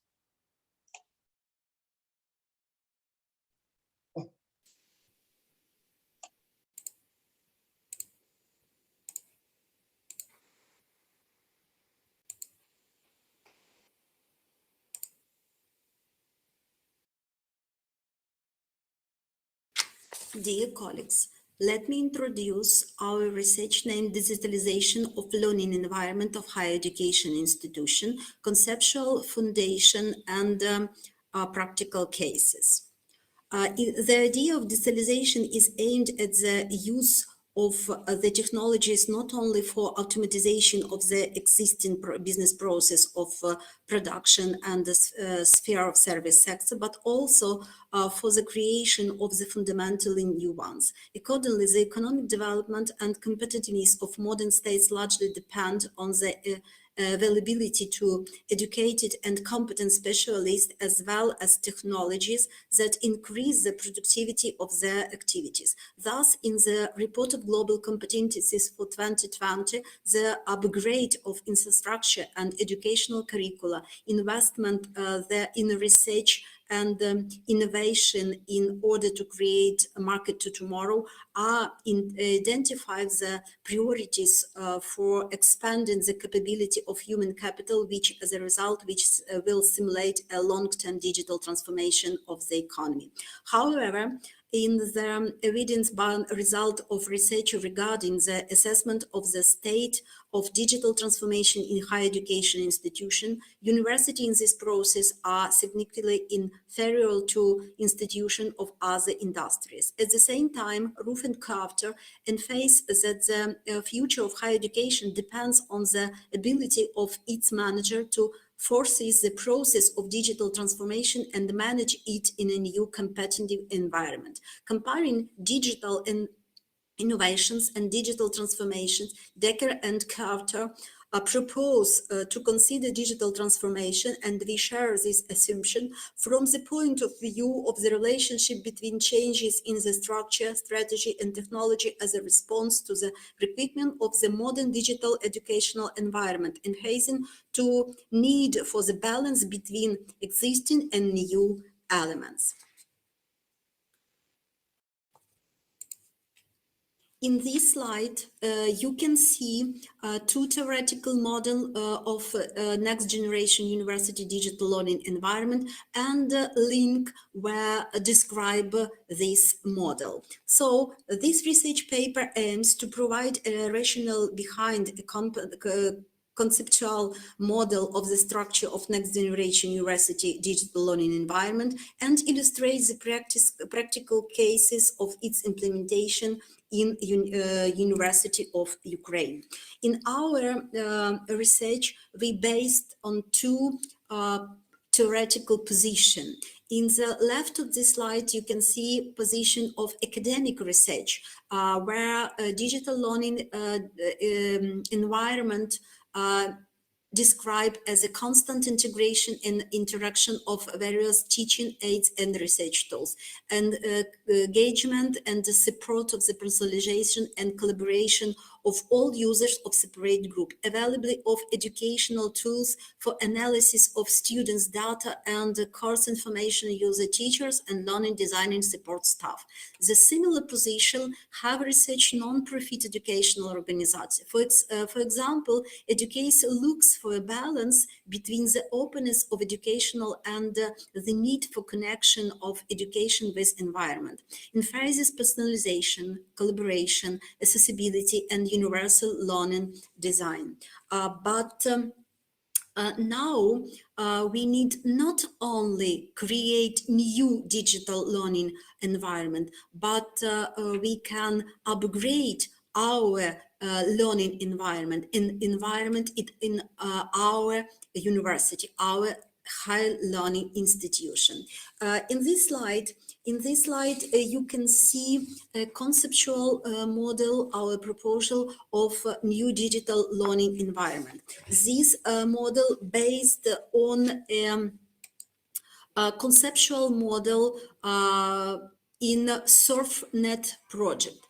In our model, we take resource to 3 level. Micro level corresponds to the Fortness metaphor. It involves centralized institutional management, increase security, integration of both resources and users. It takes place on one institution. Meso level corresponds to the city metaphor, includes institutional resource and services external users have access to. And next macro level corresponds to country metaphor. At the institutional level involves the integration external resources, services, and platform. At the same time, it should be noted that the proposed distribution is a quite conditional one. For example, Google Workspace or Microsoft Office Cloud services can be used at all levels, as it depends on the category of participant, educational task, and pedagogical technology use for their fulfillment. In this slide, you can see example of case study of implementation theoretical model in to Kyiv University. For example, being based on the result of expert evaluation of the effectiveness of design digital learning environment application, the project team of Boris Grinchenko Kyiv University and National University of Life and Environment Science of Ukraine initiate the expansion of the component composition of the institutional digital learning environment, see in this table, in accordance with the requirements science sphere, in particular according to the results of the rating in higher education institutes. Accordingly, certain steps were taken regarding the integration of resource data and subject of educational and scientific activity. Institutional means of supporting scientific communication, improvement of resource support according to the students' demand were created. It was done with the purpose of modeling business process of scientific communication to relevant experience by young research, such as master students, postgraduate students. In particular, master students submit their scientific publication in the institutional e-journal and past the stage of scientific paper reviews. That's way how the digital learning environment component were improved in technological and organizational aspects before being integrated at the micro level, in the level of one university. Scientific e-conference were held, including conference for young scientists, and publication in the open access journal. With the involvement of other scholars, external experts, for example, reviewers, key speakers. Educational and scientific communication was explained to the involvement of leading experts, ensured the integration on scientific communication tools at measure level. Resource base of research and expanded by providing access to scientific database such as Scopus, a web on science.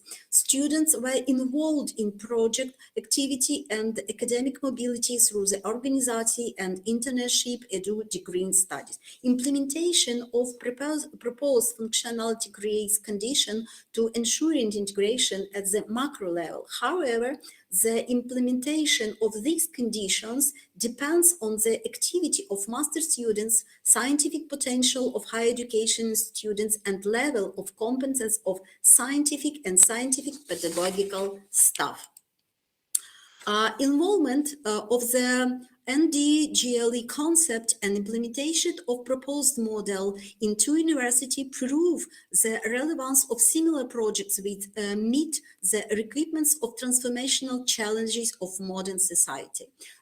These challenges you can see in this slide. At the same time, change management and an important aspect of the development of learning environments in the digital age. It's a systematic approach aimed at creation of strategies and the method that will be used to implement changes and develop the ability to subjects of the learning process of a higher education institution to effectively respond to this change and adapt to them. We consider this direction as a perspective one for future research. In addition, I present 4 points of our conclusion. At first, we need to create a next generation digital education environment or upgrade the existing educational environments of higher education institutions. Function model that implements a modular approach to the process of creating a digital educational environment is taken as a basis of our conceptual model of a new generation digital education environment. Examples of the application of the proposed NGDLE conceptual model in two universities of Ukraine can be useful or both for perspectiveness and administration of higher education institutes, as well as scientific and pedagogical workers and educational analytics for the construction of modern digital educational environments and specific educational institutions. The analysis and construction of change management processes in the digital education environment is considered a prospect for future research.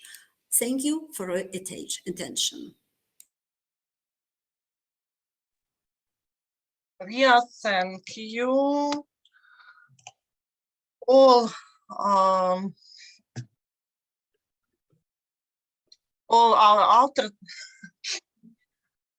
and one authors of one rappers did not join us today, so we will postpone them until tomorrow. Yes, Alexeyevich. I hope that tomorrow Olena Garantyevna and Vyacheslav Volodymyrovich can join us. Among of them, Vyacheslav Volodymyrovich, the conference chair. So we can, we will try to make an extended QA session for him. And we have one more author, yes, who our Georgian colleges unfortunately can't connect today. Yes. And we now ask everyone to turn on the cameras for group photography, yes?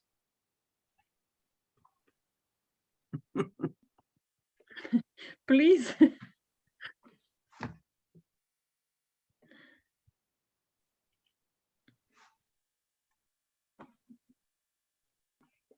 Please, who can turn your cameras for group photography.